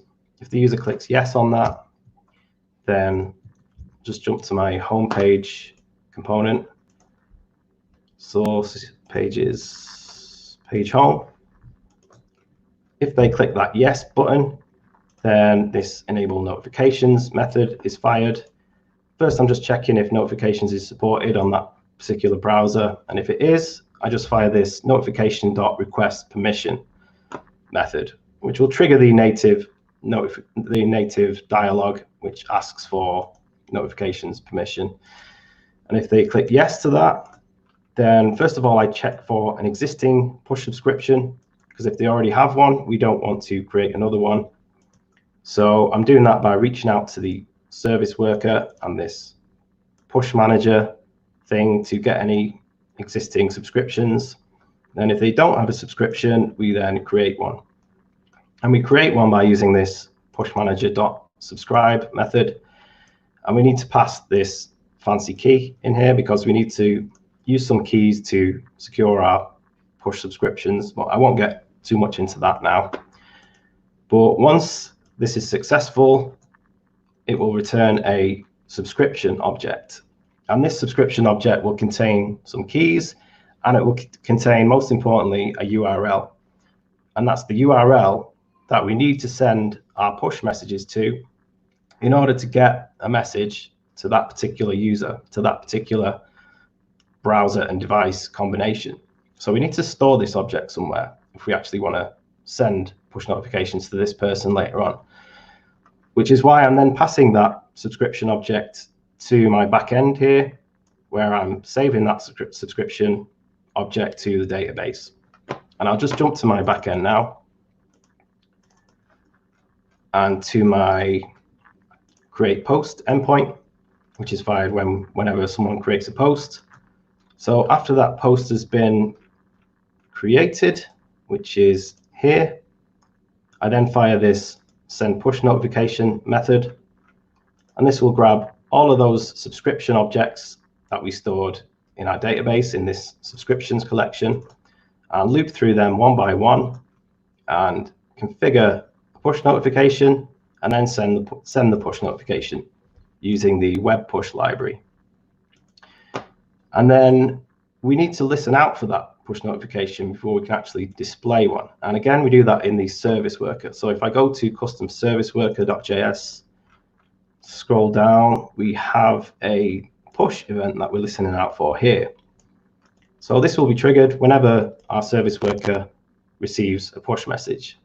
And because our service worker keeps on running, even if our app is closed, that's why we're able to display push notifications to users, even if they have the app closed.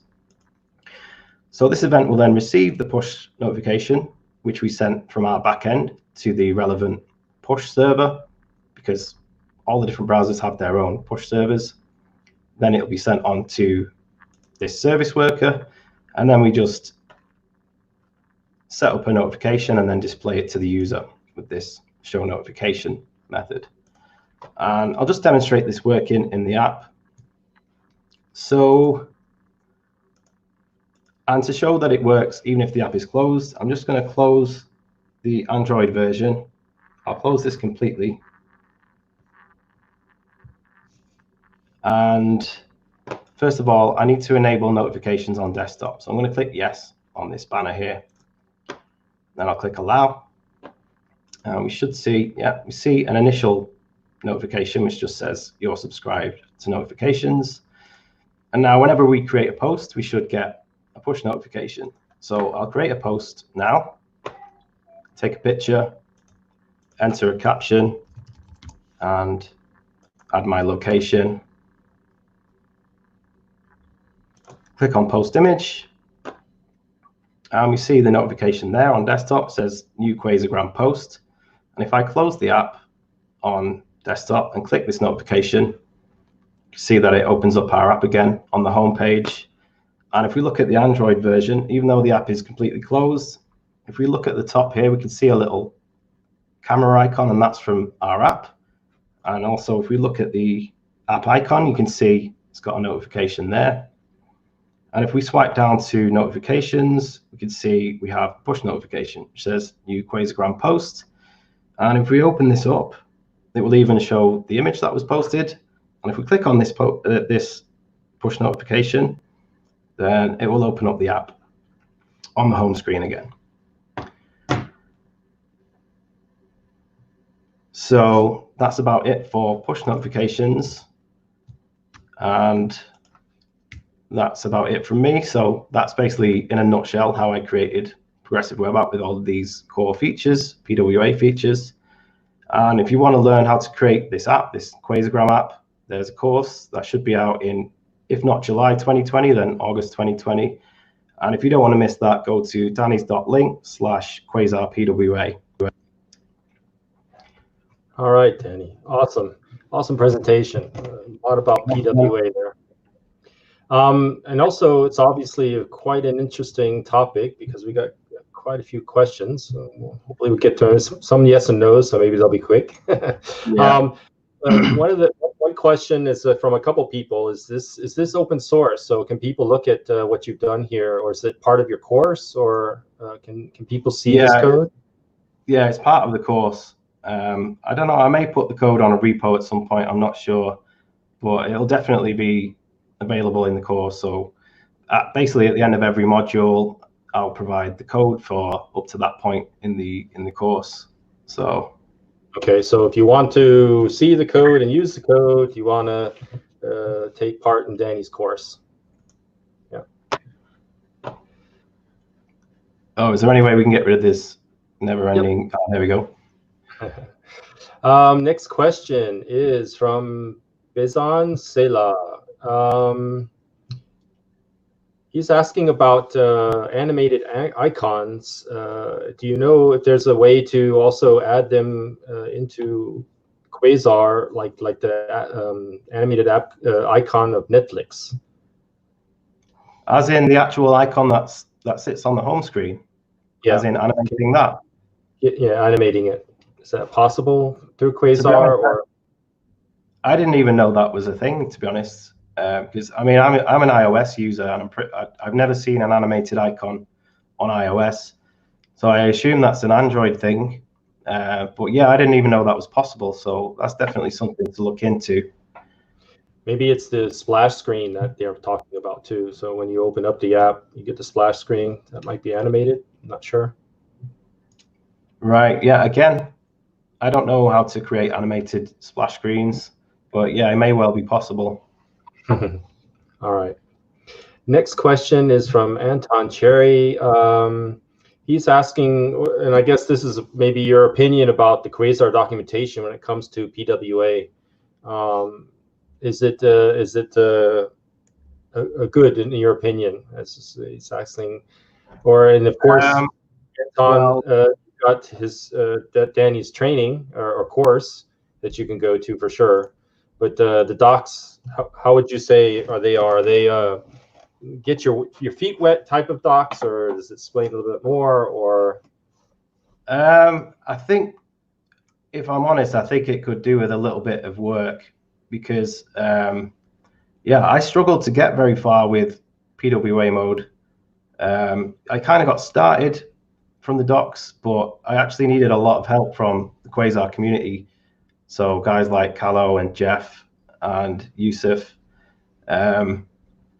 Yeah, so maybe it could do with a bit of work. Maybe that's something I could help out with a little bit now that I've got my feet wet with it. But yeah, PWAs are quite complicated, I would say. So yeah, maybe we could work on that a little bit. Yeah, that would be awesome. And I think the intention of the docs is to get people rolling. But yeah, it's not a full featured. It tells you how to do everything with PWAs and gets you started with Quasar. But learning how to do PWAs is not part of the docs. Yeah, so it doesn't tell you much about Workbox, which is what you're mainly using with PWA mode. And to be honest, the Workbox documentation isn't that great. So yeah, if we could put a little bit about Workbox and how to achieve the various things like background sync and caching and stuff, yeah, that would be helpful. Sure. Yep. Next question is from Salvador Santander Gutierrez. When do you recommend to make a PWA web app instead of a simple SPA web app? Is there, let's say, a main purpose why you'd go with the PWA instead of an SPA? Well, I think the main reason to use a PWA is because it gives the user, in many different ways, it gives the user a more native app-like experience.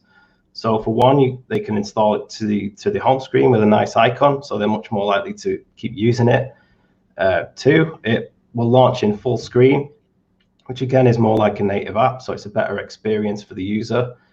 And three, we can make it fully functional offline. So even if the internet is disconnected, we can still do core functionality like creating posts and stuff like that. So if you want all of those things, then it makes sense to use PWA, I would say. All right. One last question. Question is from Dastin123. Can I use the caching stuff also if the user didn't add the app or the PWA to their home screen? Yeah, everything will still work even if the app is not on their home screen.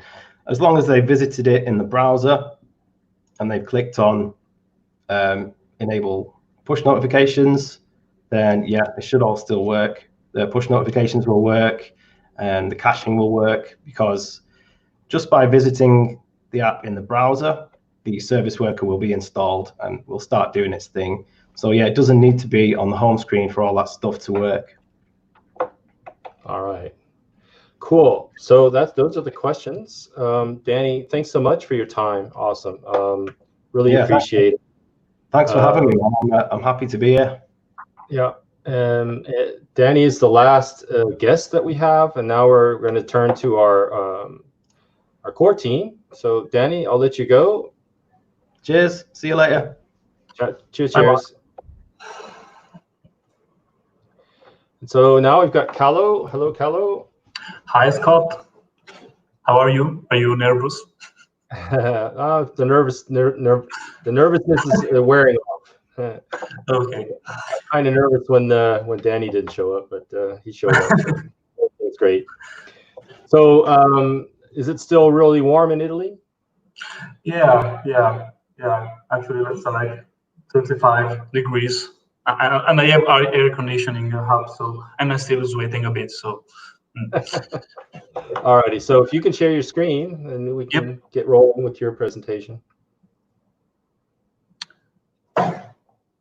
Okay, tell me if everything is good. There we go. We got it. Okay. So off you go. Thank you. Thank you. Okay, welcome everybody to Quasar for enterprise software. I'm clicking on the wrong one. Okay. I'm Paolo Caleffi. I'm from Italy. I have a small company in Reggio Emilia, near Bologna. I'm a member of the Quasar core team, but not since long, actually. I focus on adding and making effortless adding TypeScript to Quasar's projects. So, DreamMonkey is my company. We focus on user experience and enforcing best practices. We strive to produce enterprise-level software, which is always to the next level. And now let's jump to the. Okay, good. Okay, yes. Let's jump to the actual presentation. As I said, DreamMonkey works for enterprises. And this means two things. We need to produce software which is stable and easy to maintain, and we need to cut down the overall cost when we can. To do this, we leverage several tools, de facto standard tools on the industry, which is TypeScript, Jest, and Cypress. Those tools help us to shift the time, and so the money which the project costs, from the maintenance phase to the development phase. Let's start with TypeScript, the first of these technologies. So why would you, this talk won't be more focused on the code, it will more focus on what is more conceptual one. On what has been done in the last month in Quasar to support enterprises level softwares. So why TypeScript? Well, TypeScript is like it has a typing system over JavaScript. So you probably already know it's pretty famous, let's say, and everybody is moving that way. Why is it so good? Given that people so popular, given that people switch it to JavaScript to avoid, in some kind, for some reason, type systems like you have in Java or C, because TypeScript tries to stay away from your development flow as much as possible. So yes, it's a type system, but it's flexible. And it gets stripped away at runtime, so you only get JavaScript code. It actually tries to infer most of the types from the code you already wrote to stay away from your development flow.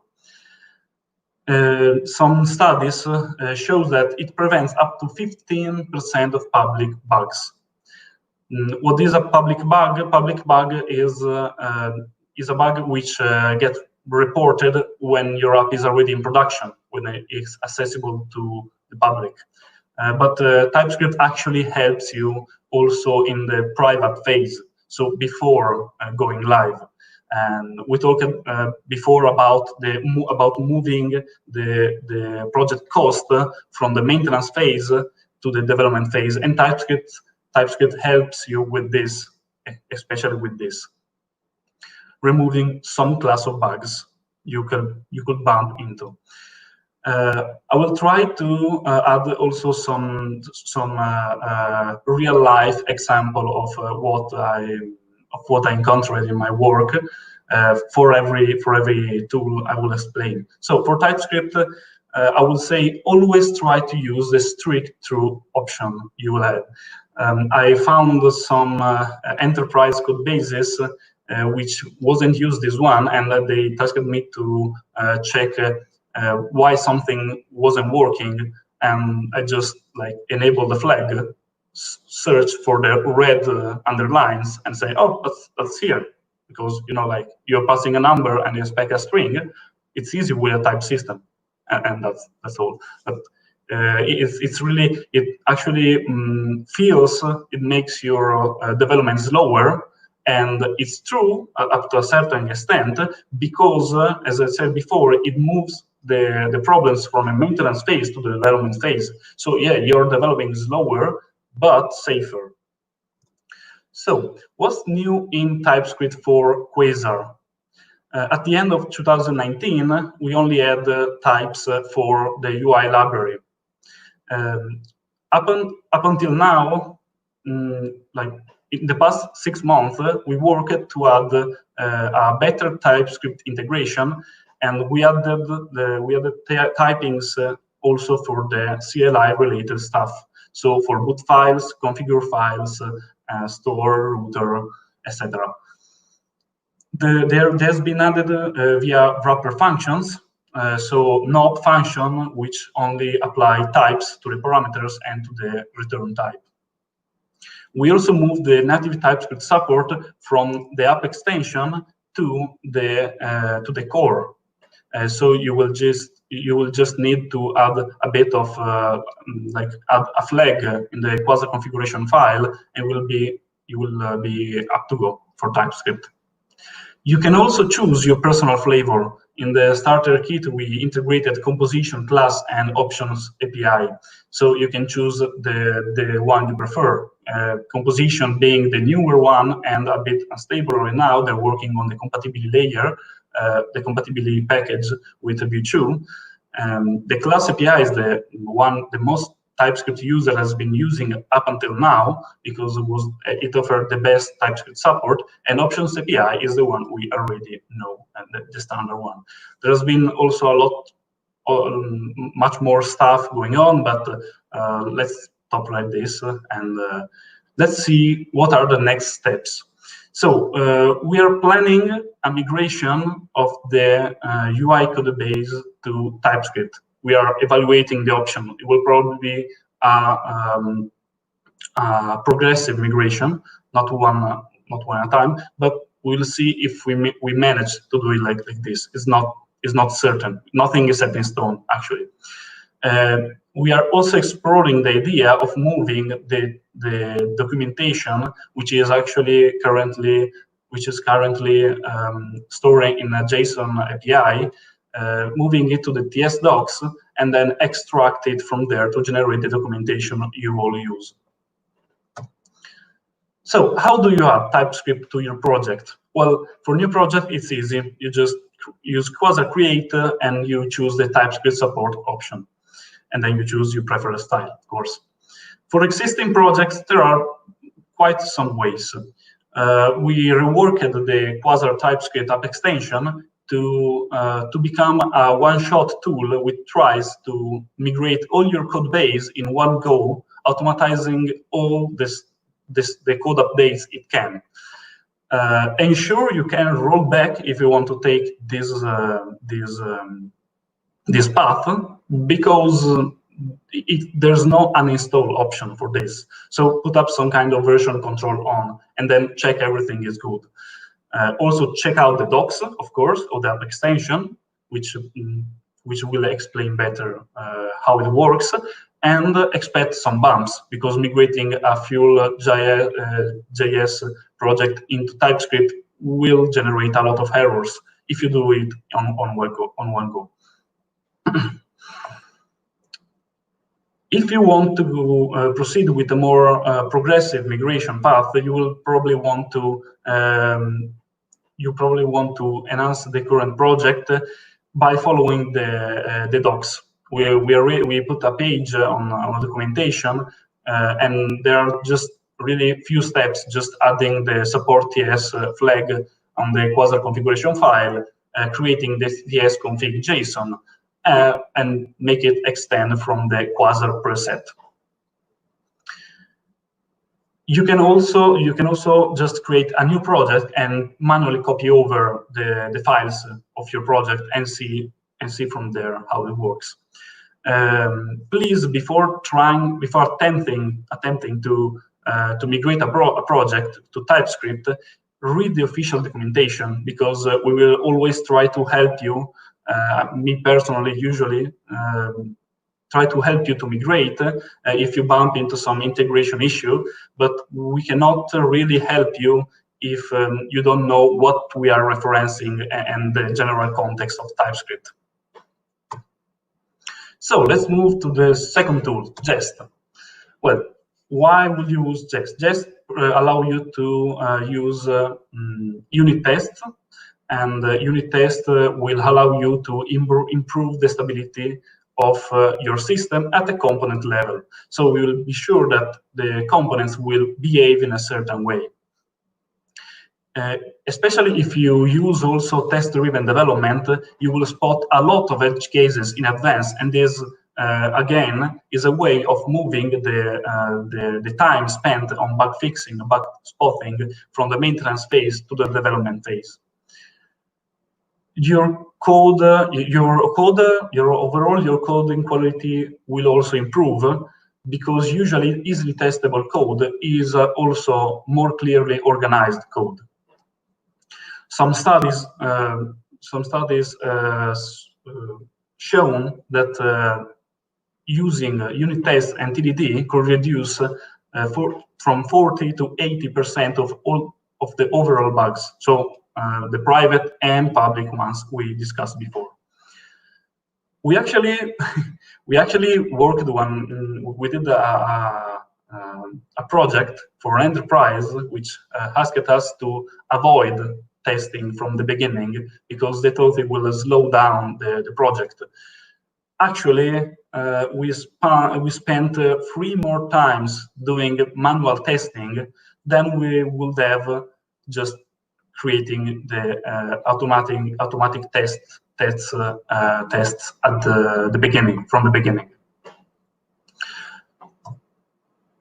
So what's new for Jest? Well, there already were an app extension, an official app extension, and we added the TypeScript support under the beta tag, and we will soon revamp the Mount Quasar helper, which until now wasn't really much used, and we are gonna add the TypeScript support to that too. So how do you add this? How do you add Jest? Well, just at the app extension, remember to put the beta tag, and as I said for TypeScript, read the official documentation before getting started, or at least before getting before asking. Let's say. Next one, Cypress.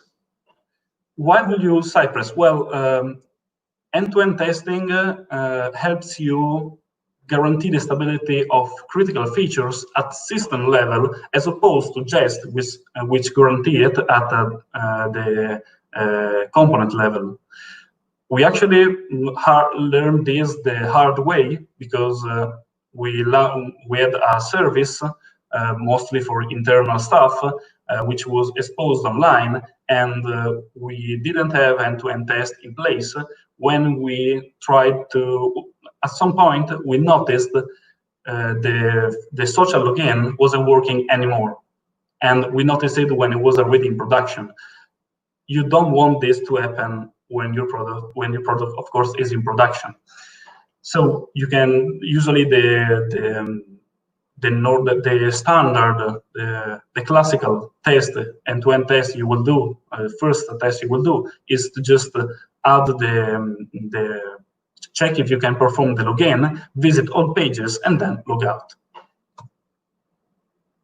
So what's new with Cypress?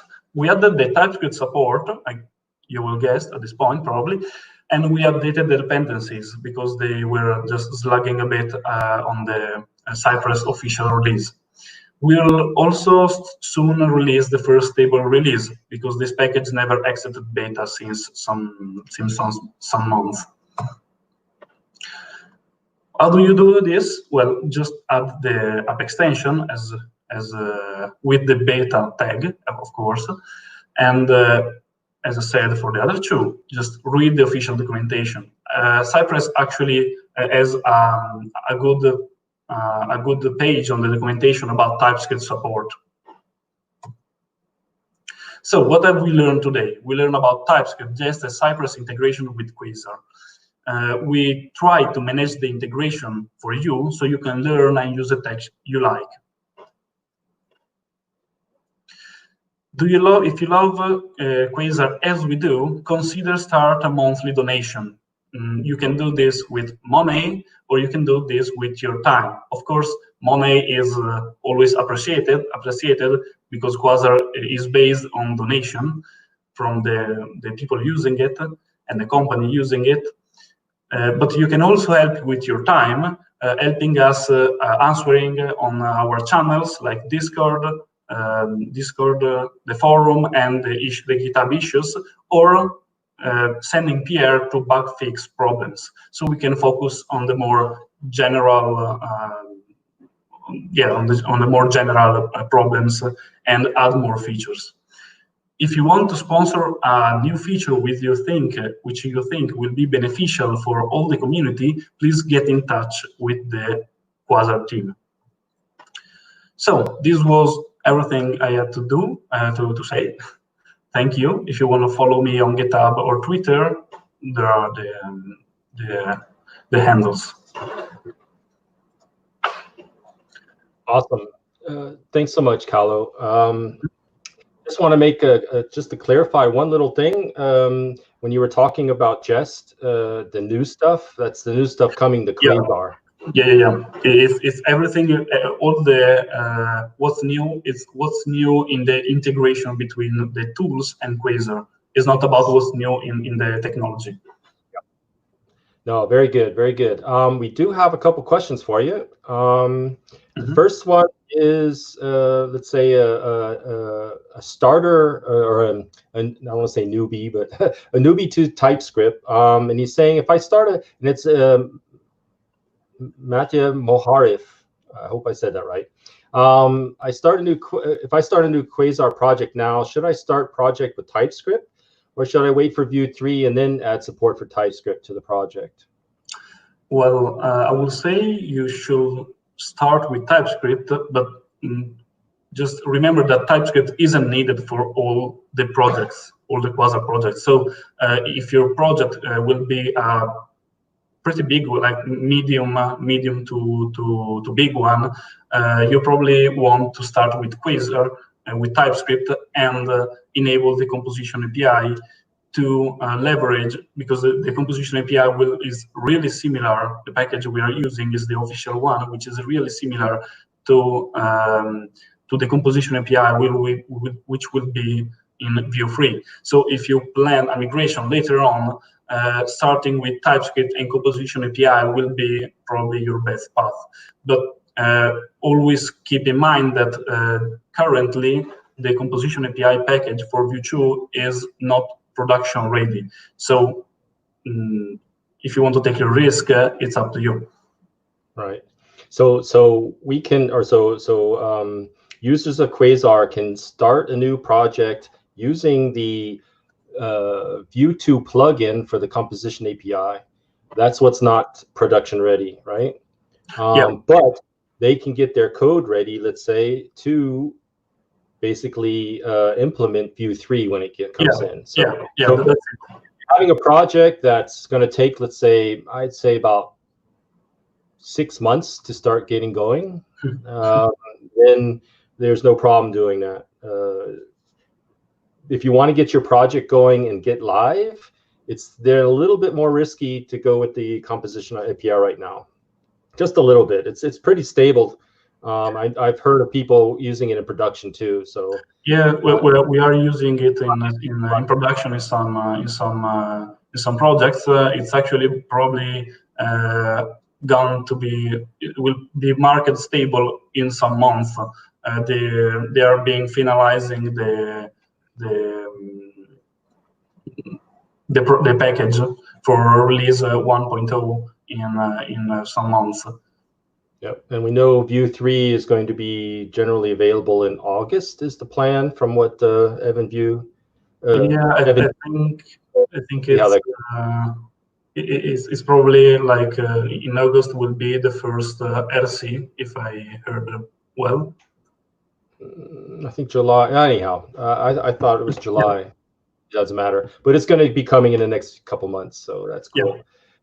Next question is, I'm going to try to. There was actually a bunch of questions from Martin Quisgaard. I hope I said that right. And it's more about using this router or using the router in actions TS. So how is it possible to use the router with TypeScript outside of a view file,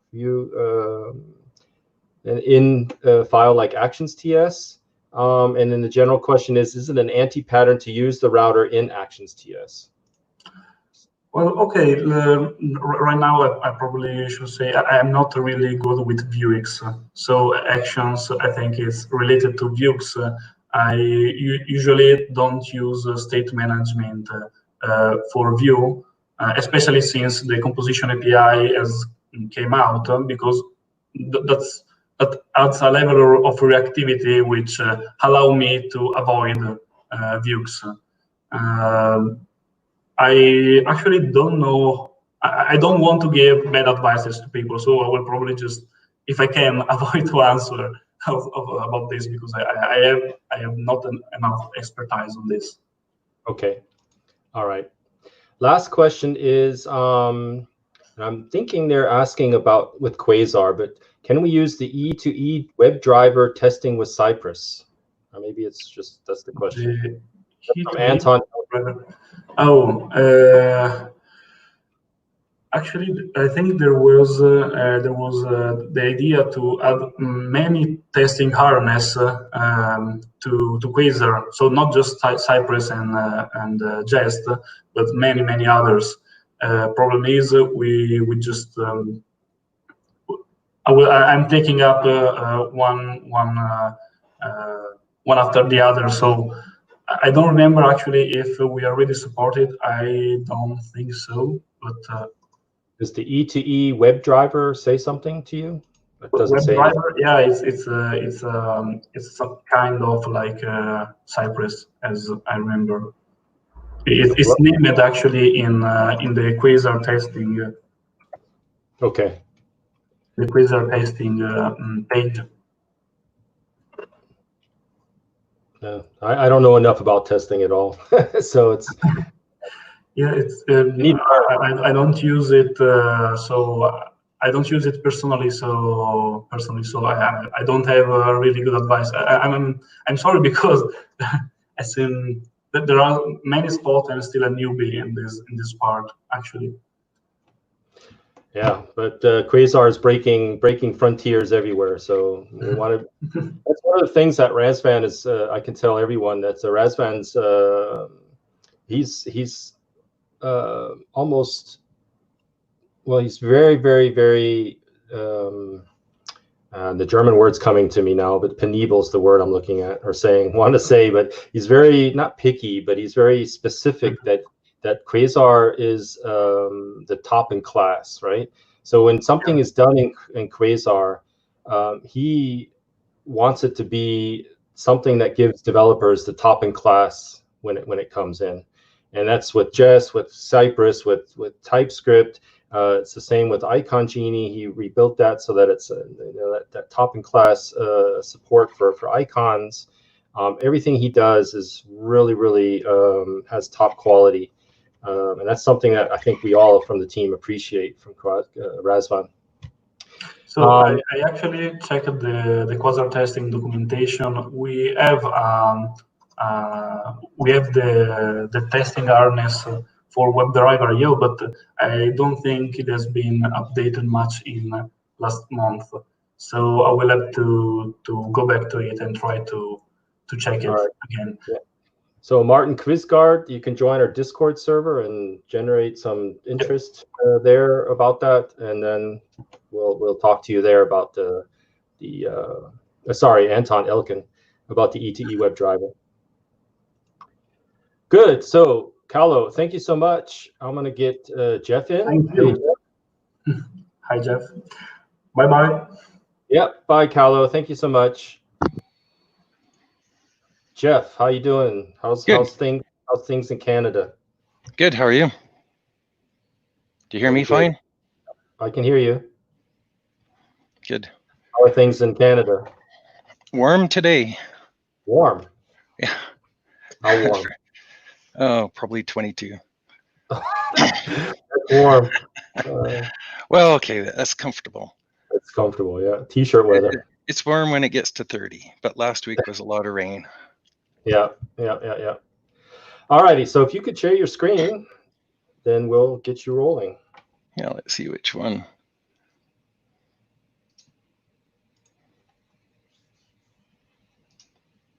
That one.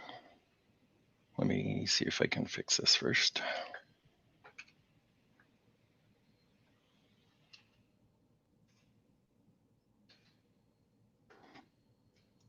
All right. Off you go.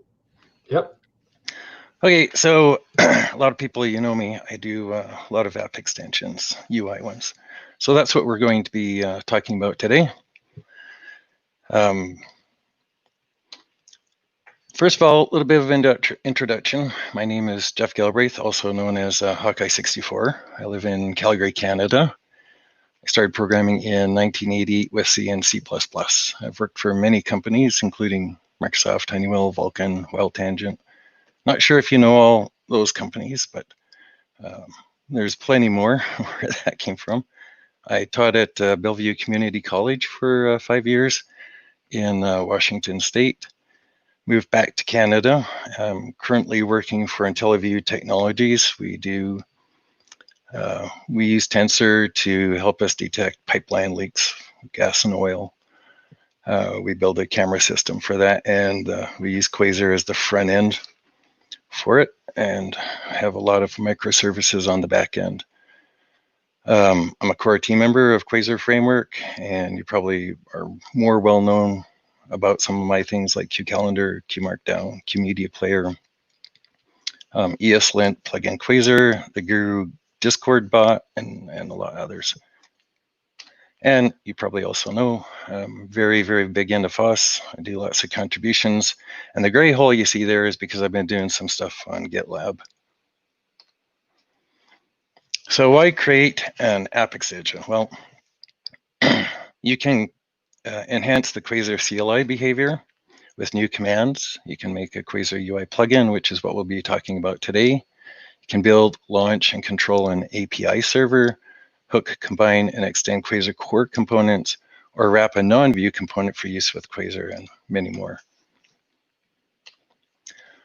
So there are two kits for doing app extensions. One that was the first one that came out is the app extension kit, obviously. It's very minimal. It does not work well with UI app extensions, and that's why the UI kit was eventually created. The problem was that if you use the first one, you can't have a dependency of another app extension, which became problematic. So some app extensions needed to have other app extensions embedded into them. And that works better if you have an app extension UI component. And I'll talk more about that. First of all, so you see up there at the top for creating an app extension, Quasar create my app extension. This is known as your app extension ID, and then the -- kit, which tells it which kit you want, and then UI on that one. And there's a whole bunch of questions you go through. You can even have your app extension prompt the user when it gets installed and things like that. In this case, I didn't really do that one. And it's very similar to the questions you get when you just do a regular Quasar install for a new project, except there's a few more things in here about UMD export name and the component if you need an app extension for it, if you need, if it's a directive or if it's a component, et cetera, et cetera. When it's created, these are the project folders. So basically, at the root, you will have your UI folder and your app extension folder. And off to the right here, you see what's inside each of them. So the name that you give it, in this case, my app ext, is also known as your app extension ID. So whenever you use that for the app extension itself in your project.json, the prefix Quasar app extension is added to that. And so when it's published, though, when you publish with the npm or yarn to npm and you want Quasar to get it, you can just say Quasar ext add, and then whatever your app extension ID is. Quasar will look for the beginning prefix part of it. So an app extension, basically it creates a boot file in order to install the UI portion of your component. So just like you were doing it for a third-party Vue component that wasn't Quasarified.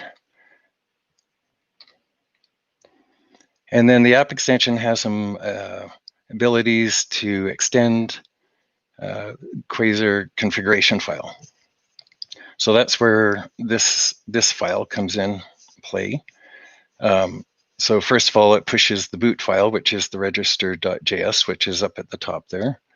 And then you tell it to transpile dependencies, which you really want to do, otherwise you'll have some SSR issues.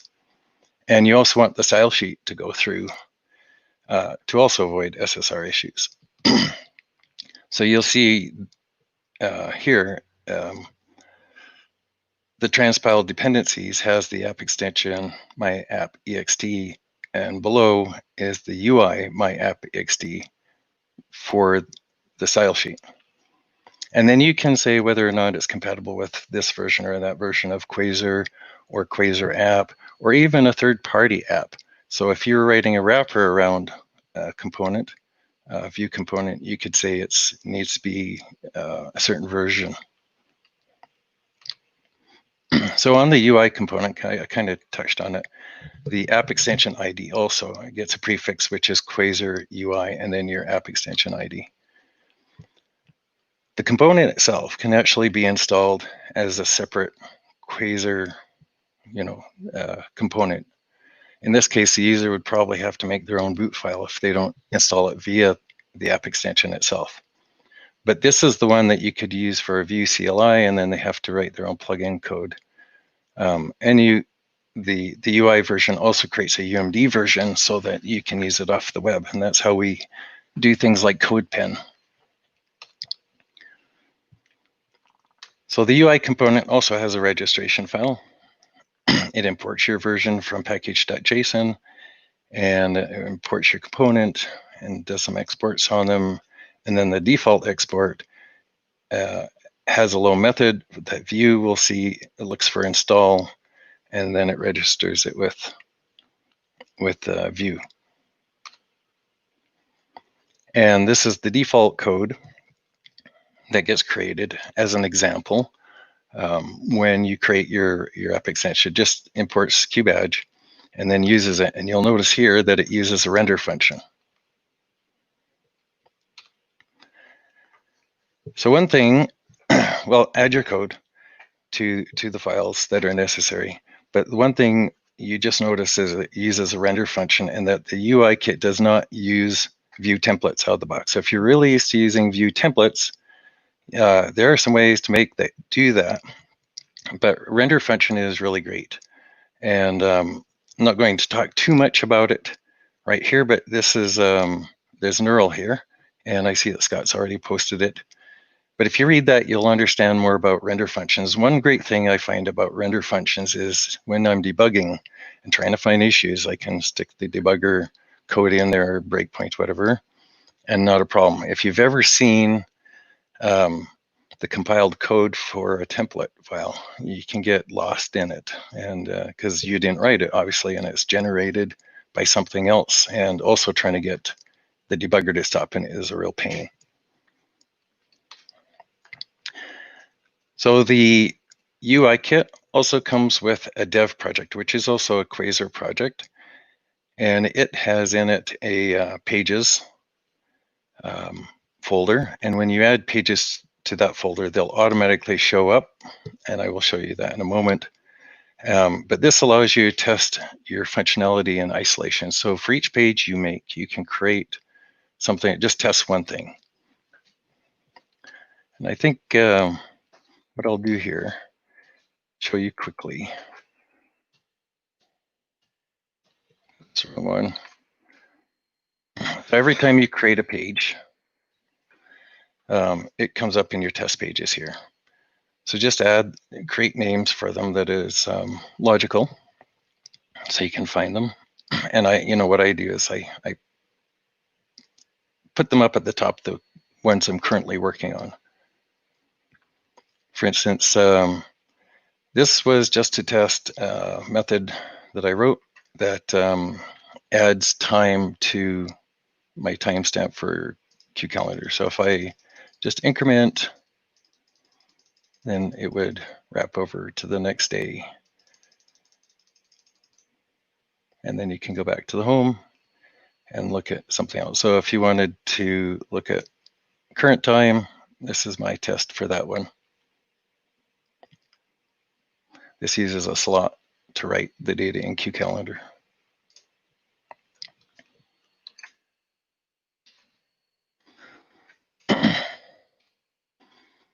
So in your package.json, in the UI folder, it contains some scripts.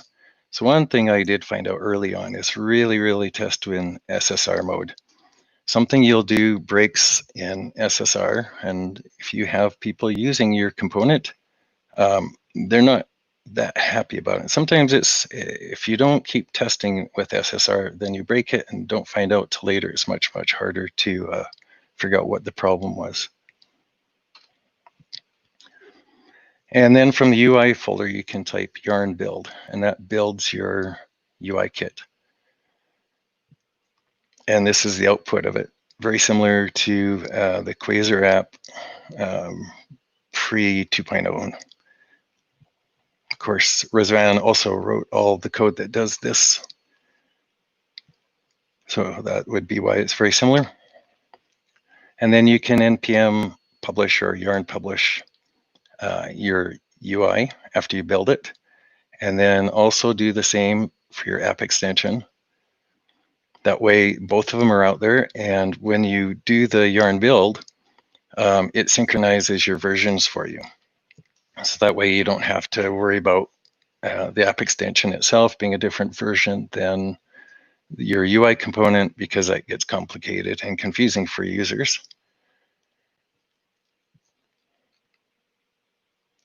So make sure you also, from your app extension folder, do the npm publish or yarn publish. That way they're both out there at the same time. So before we get into that last page, I just wanted to show also, when you create pages in the pages folder, there is a pages.js. It comes with the dev portion of the UI kit. And all that does is it finds them and puts them into a map.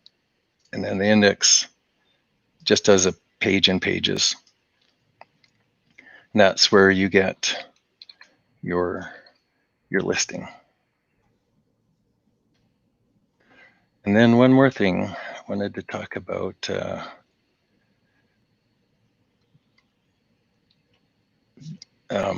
Here's the QCalendar, the render function.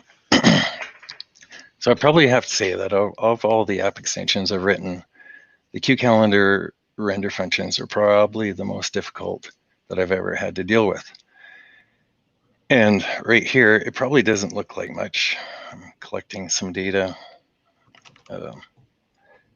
Your static class, your class. This is normal for render functions. Your on, which is like your event system, and scope slots, et cetera, and then render it. This is actually a shortened kind of version because you'll see off to the side here, there's lots of different calendars, and this is like a main unifying render function that brings in the specific one based on the view.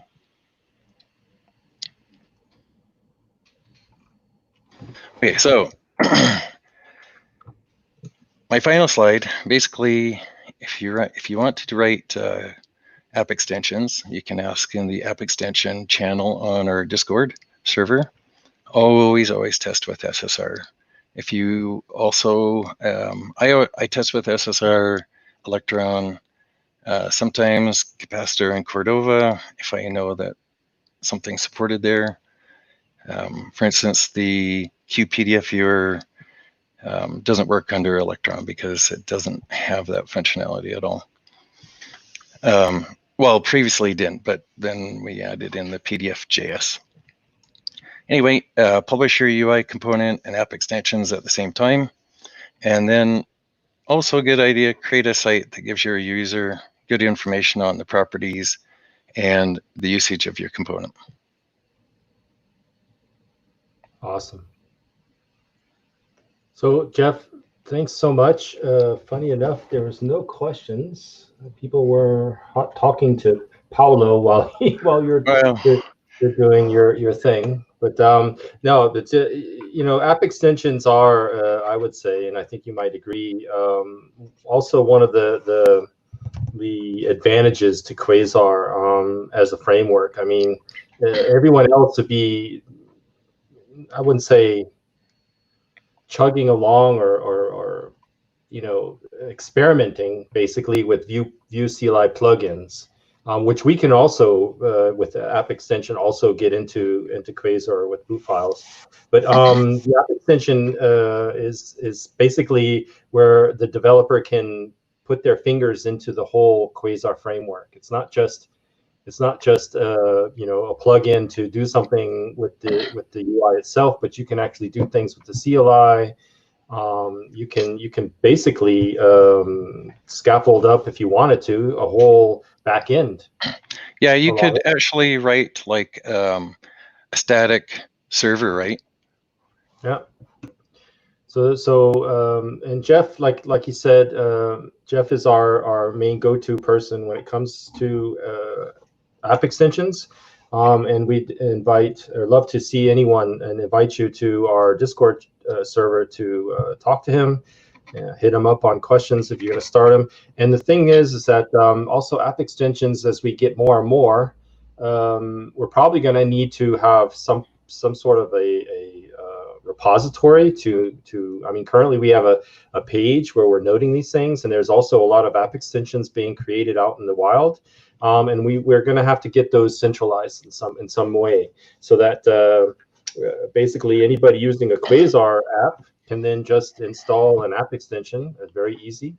And if there's all these app extensions, and in an instance, what it is another time-saving methodology for. So instead of, let's say, making a tutorial about how to do something, you just make an app extension, put it out there so everybody can install it, and then you've just magnified your work, basically. It's like the 10 times developer.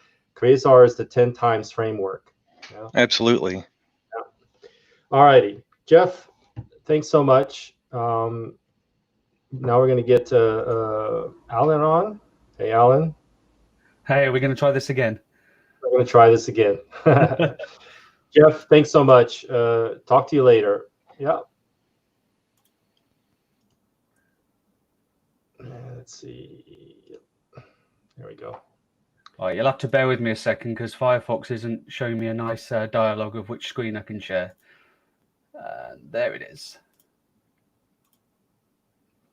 All right, and you're not frozen this time. Oh no, that's the wrong one. Yeah.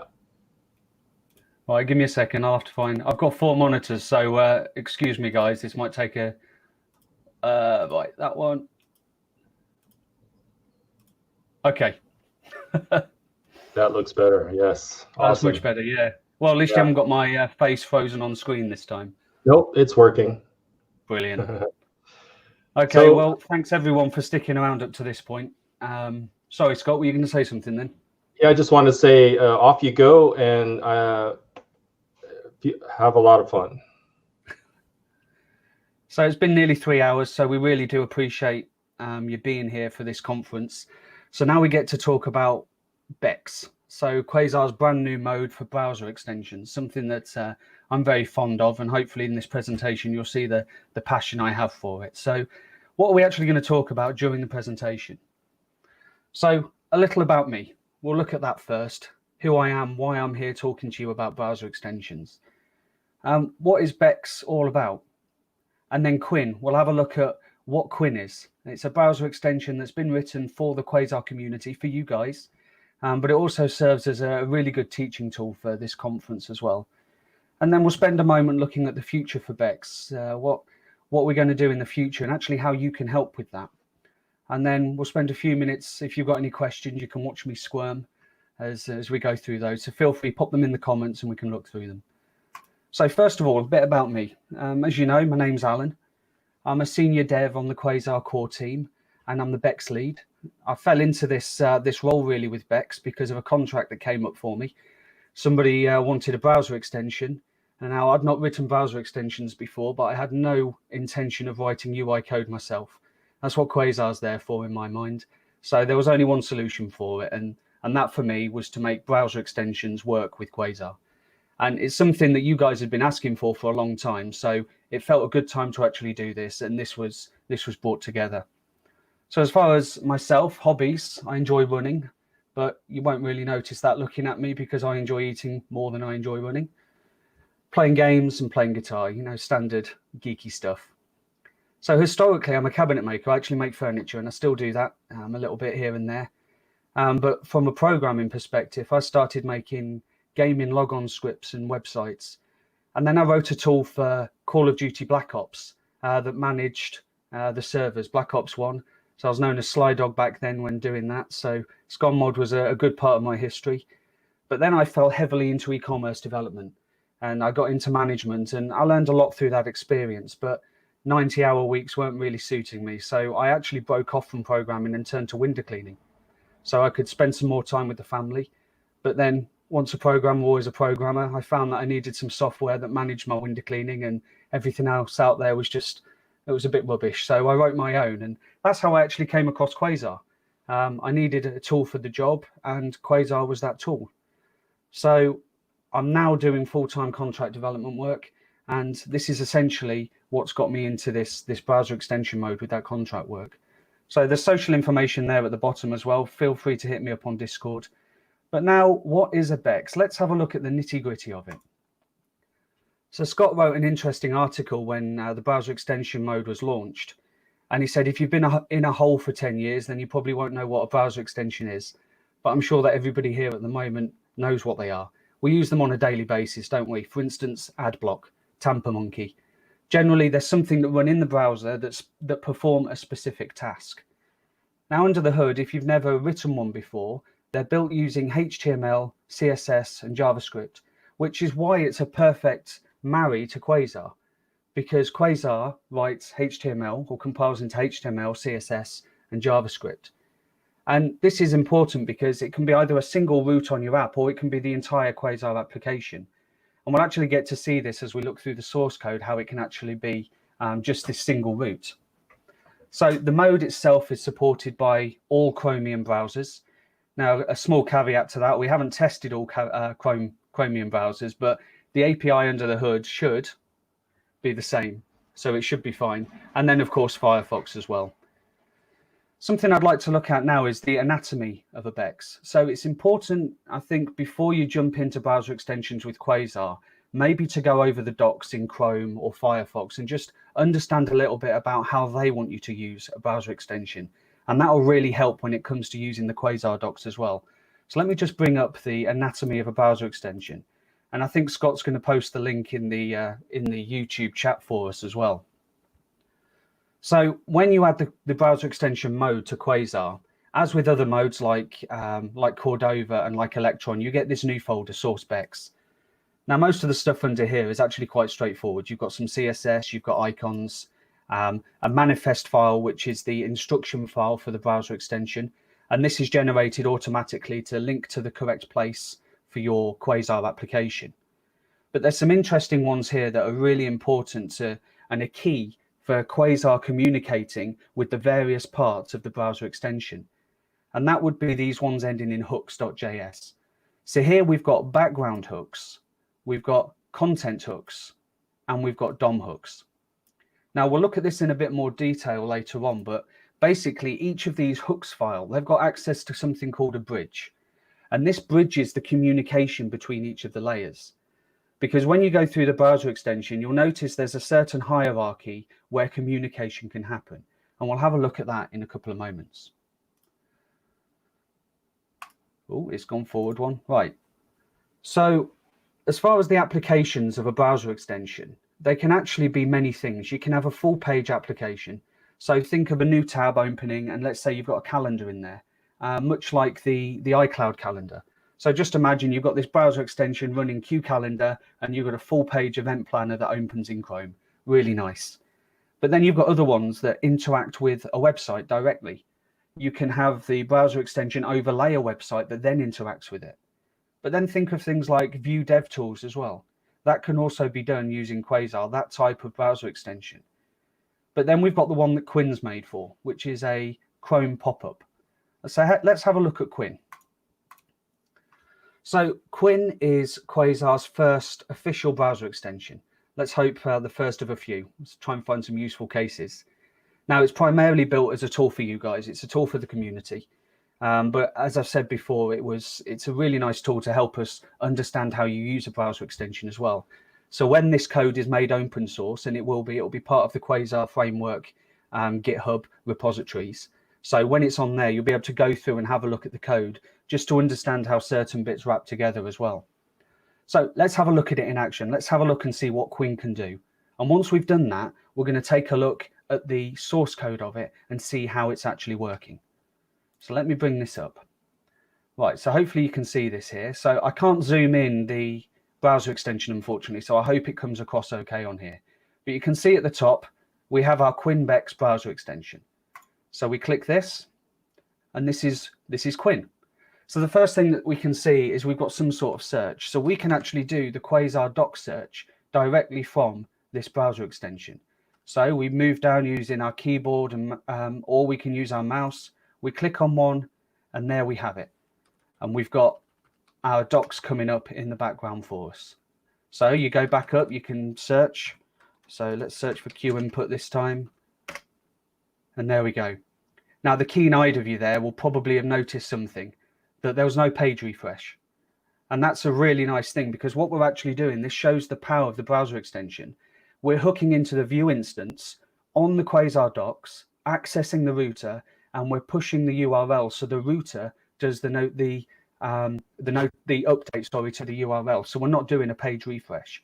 But let's say you didn't have the Quasar docs open. It's gone. Give me a sec. Open the new one. So let's say you didn't have the Quasar docs open. So let's click one of these, and there we have it. So it will still open a new tab should we need that, which is really, really nice. So what's on the next tab? So the next one, we've got notifications. Now, the idea behind this is so that you as the community, you as the Quasar developers, can actually know about things that are going on. For instance, Quasar.Conf's happening, or there's a latest update that you need to apply. And this part really shows the power of Quasar, because Quasar, as we know, is a single code base that can be built for multiple platforms. So let's just bring up the code for a second and just have a look at something. So we see here on the left-hand side, it'll be a little bit small on the stream, I think, but we can see source Bex and we can see source Electron. So we've actually got a browser extension and an Electron project running on the same code base. And we can see up here, we've got a notifier layout, that's for the Electron app, and a pop-up layout, which is for the browser extension. And that notifier layout is for this here. So what this is a small Electron app that I've put together for the Quasar core team so we can post announcements. So this is using Firebase behind the scenes to use for a database. So if we post this notification here, we see our announcement comes out from Chrome. This is using Chrome, and it's updated our browser extension. So when you're there developing and we know there's an update you need to apply, we post the announcement, you get the update notification, and then you go ahead and apply it. No more waiting around to check Discord or check the forums. So another aspect we can look at is this final tab, it's bookmarks. So we can see here, I've already got some in there. So developing browser extension, ignore the UI issue there, that'll get sorted. So what we can do here, we can click to our favorite part of the docs. So it's worth noting, you can see here these little buttons that appear. So this is the one that I've bookmarked. It's dark blue because we've bookmarked it already, but we've got these ones as well. So if we click Add Quasar Mode, then we go back to our browser extension. We see here we've got 2 bookmarks. And this, again, it's really nice how this interacts, because this Quasar application is handling this to add these bookmarks to the Quasar docs. So before we jump into the code, I just want to have a look at one of the slides that talks about the communication and talks about this bridge. So you remember I mentioned these hook files. So let's have a brief look at this and just explore how this is actually used within the Quasar's browser extension mode. So as far as a browser extension goes, there's 2 main areas really. You've got a background script, and that works on the whole browser. So one browser extension will have one background script that runs behind the scenes, sort of like a service worker. Then for each website that browser extension is targeting, it will have a content script. And then we have a concept of a DOM hook as well, which is a communication layer that actually injects itself onto the DOM of the page. So we can see this on this diagram here. We see we've got our pop-up browser extension, which is what Quinn is. So in order to communicate down here with a browser tab, we have to go through our background script and our event bridge. So we go from our pop-up to a background script, which can then contact the content script. And this is important to know as we look through the code. So let's go and have a look at that now. Just make this a bit smaller so we can see more code. Right, so let's pop up the browser extension. So we'll start by having a look at the search. So each one of these is a search result component, and we can see that on the left here. Now you'll notice search result.ts, so this is actually a TypeScript enabled Quasar application as well for those that have been following Callo's work on TypeScript. Now each time one of these links is clicked, we call this navigate to, and then we do a little bit of magic behind the scenes. So when you've got Bex mode, you'll be able to use this $q.bex.send. And what that's actually referencing is that bridge that we spoke about, that communication network that allows you to talk between the various layers of the browser extension. So here, we're emitting this event, redirect user. So we want this to be listening somewhere. So if we think back to our slide on the anatomy, on the event communication of the browser extension, this pop-up that we can see over here, that could only speak to a background script. So we have a look in our background hooks file. If we scroll down to here we've got it. So we're now saying bridge on redirect user. So whenever we emit this event, redirect user, we see here that this event or this listener will be toggled. So what this is doing is quite simple. It's having a look to see if the Quasar.dev website is loaded in the current Chrome window or not. If it's not, it's going to create it at the bottom and it'll open as a new page refresh because it hasn't found anything to redirect to. But then if it has found the Quasar.dev website, then it uses another event. So redirect Quasar.bg. Now this is where it's important to understand what parts of the browser extension can communicate with others, because this is a background hook and it can't communicate directly with a website. So we actually need to use a proxy using the content script. So if we have a look here, we've got redirect Quasar.bg.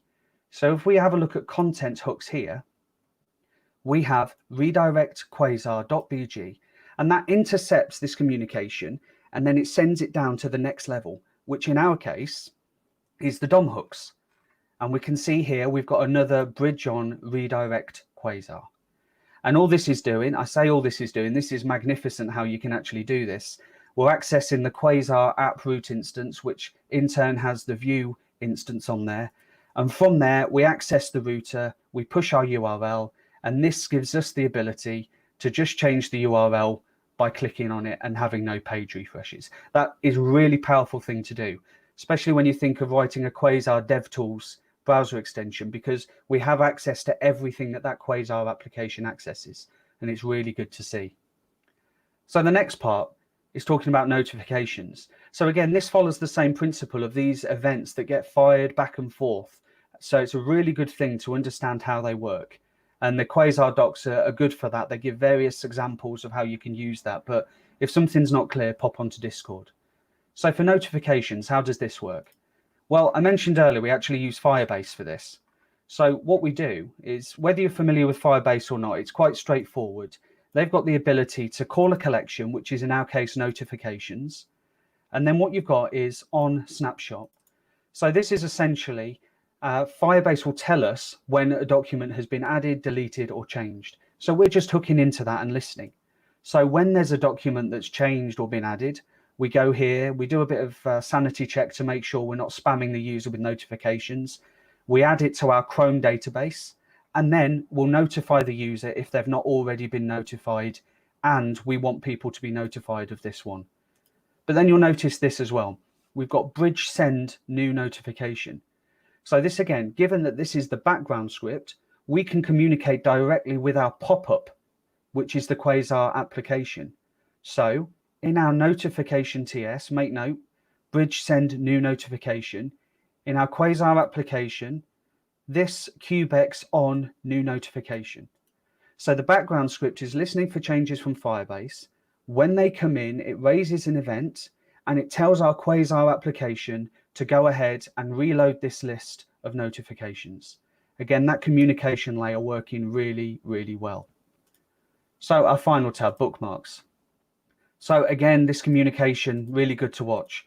But let's examine this delete button, because this introduces a new concept that I've not mentioned just yet. So if we go to our bookmarks mixin, we can see here that this is actually a promise. So this is listening for the resolution of that promise, and then it reloads the bookmarks. So how does the promises work?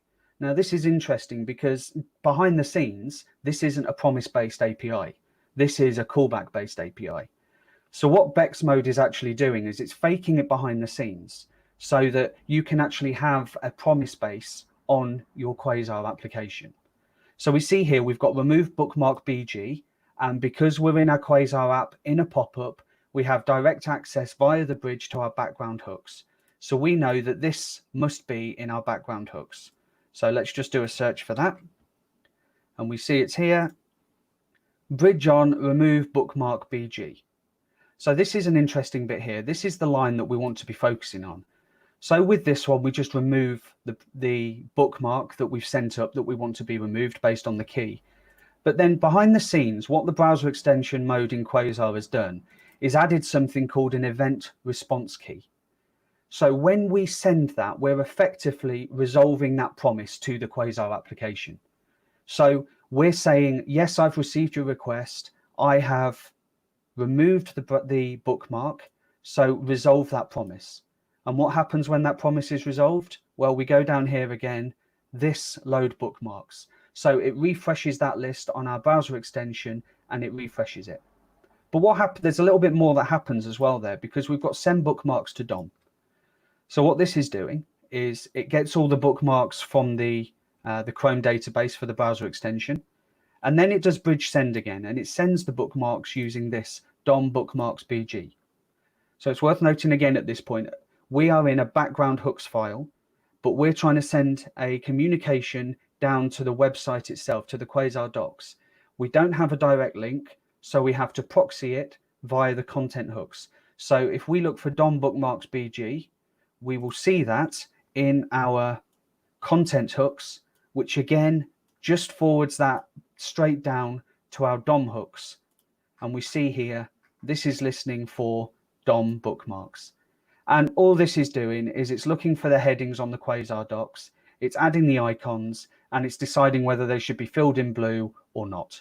So it's quite nice how that all works.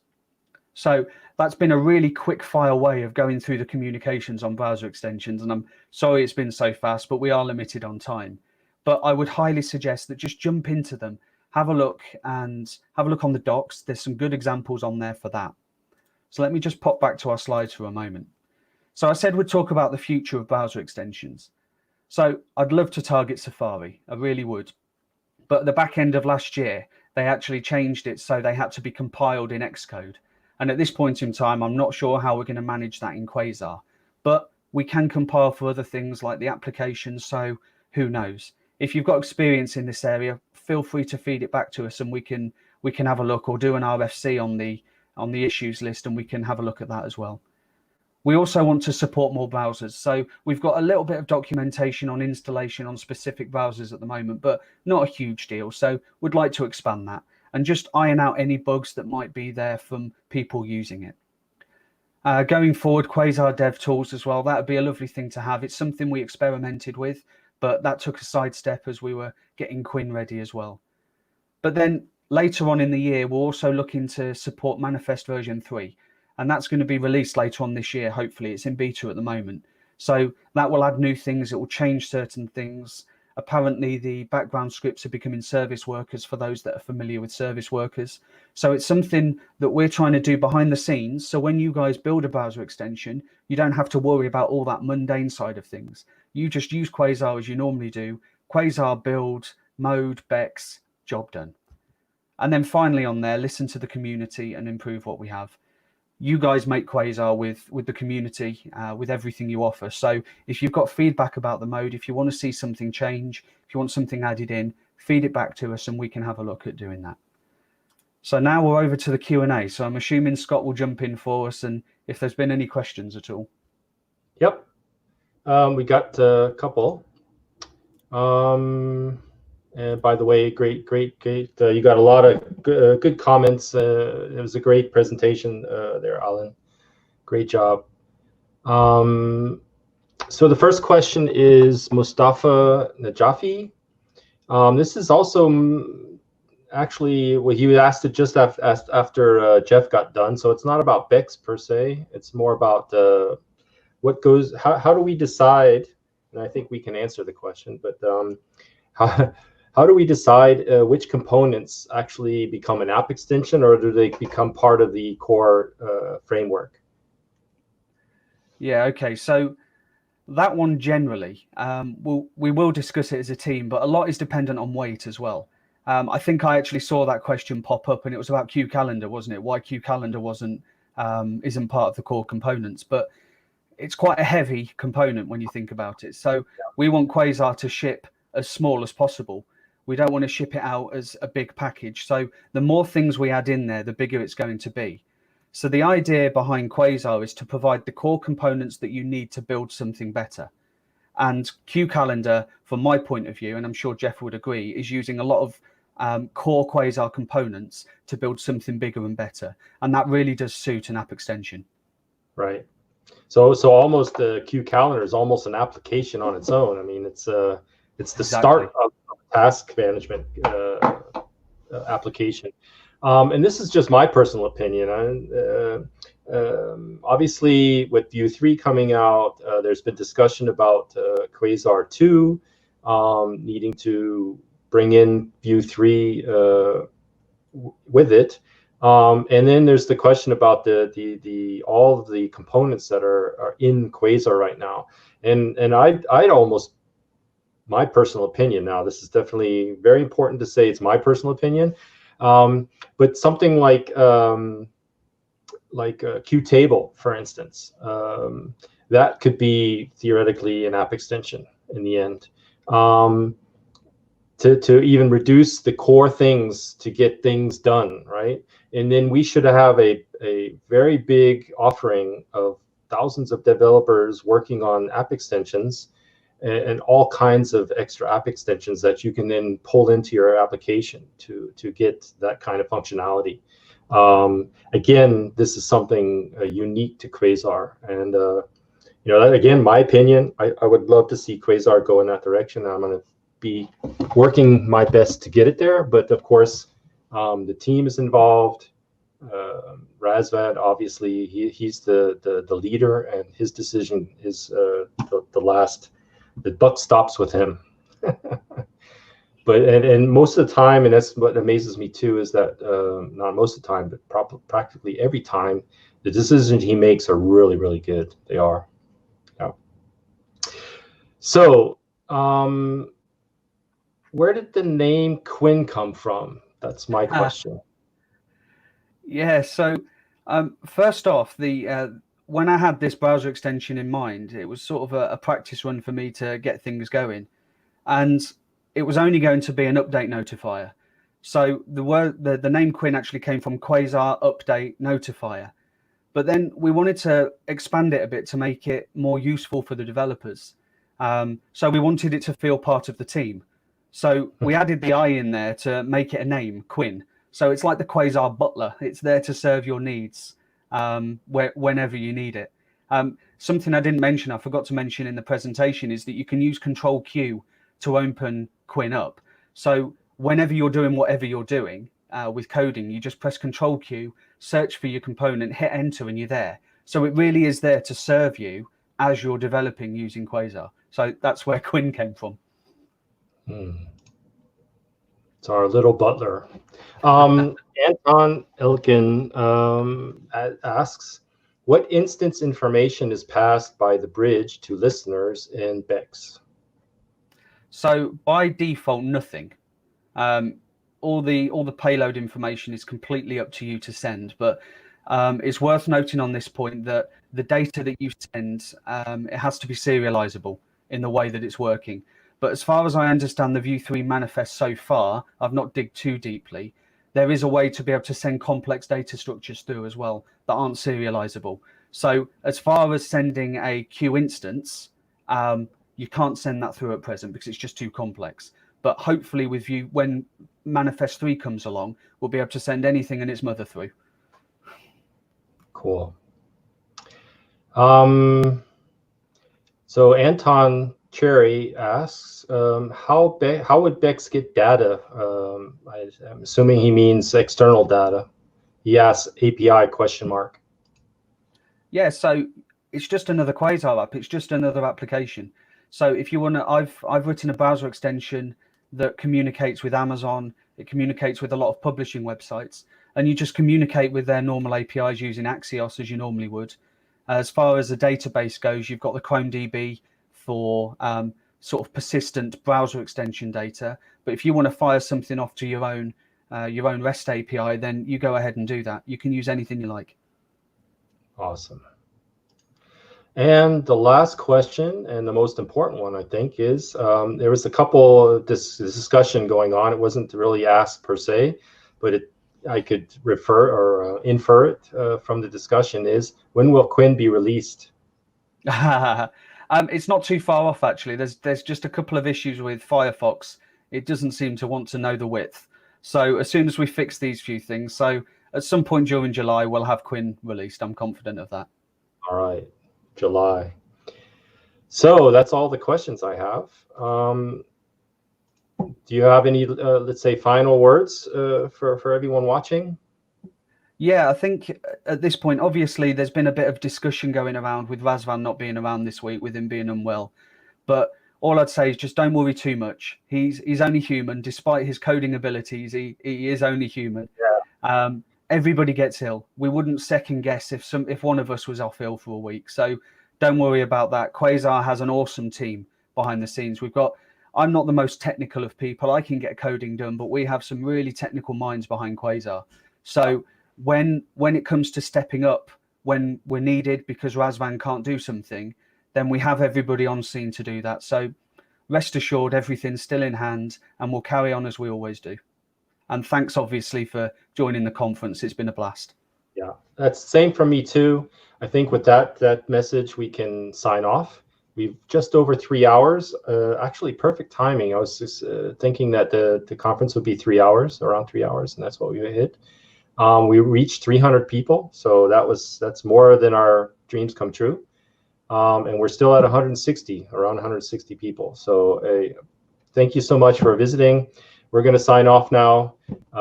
Maybe we're probably going to be doing this next year. As good as this went, I think it was a success, despite the technical difficulties here or there, which I knew would come, but we did pretty good otherwise. So thank you, everyone. We're signing off. I'm going to share my screen to say thank you, and bye-bye.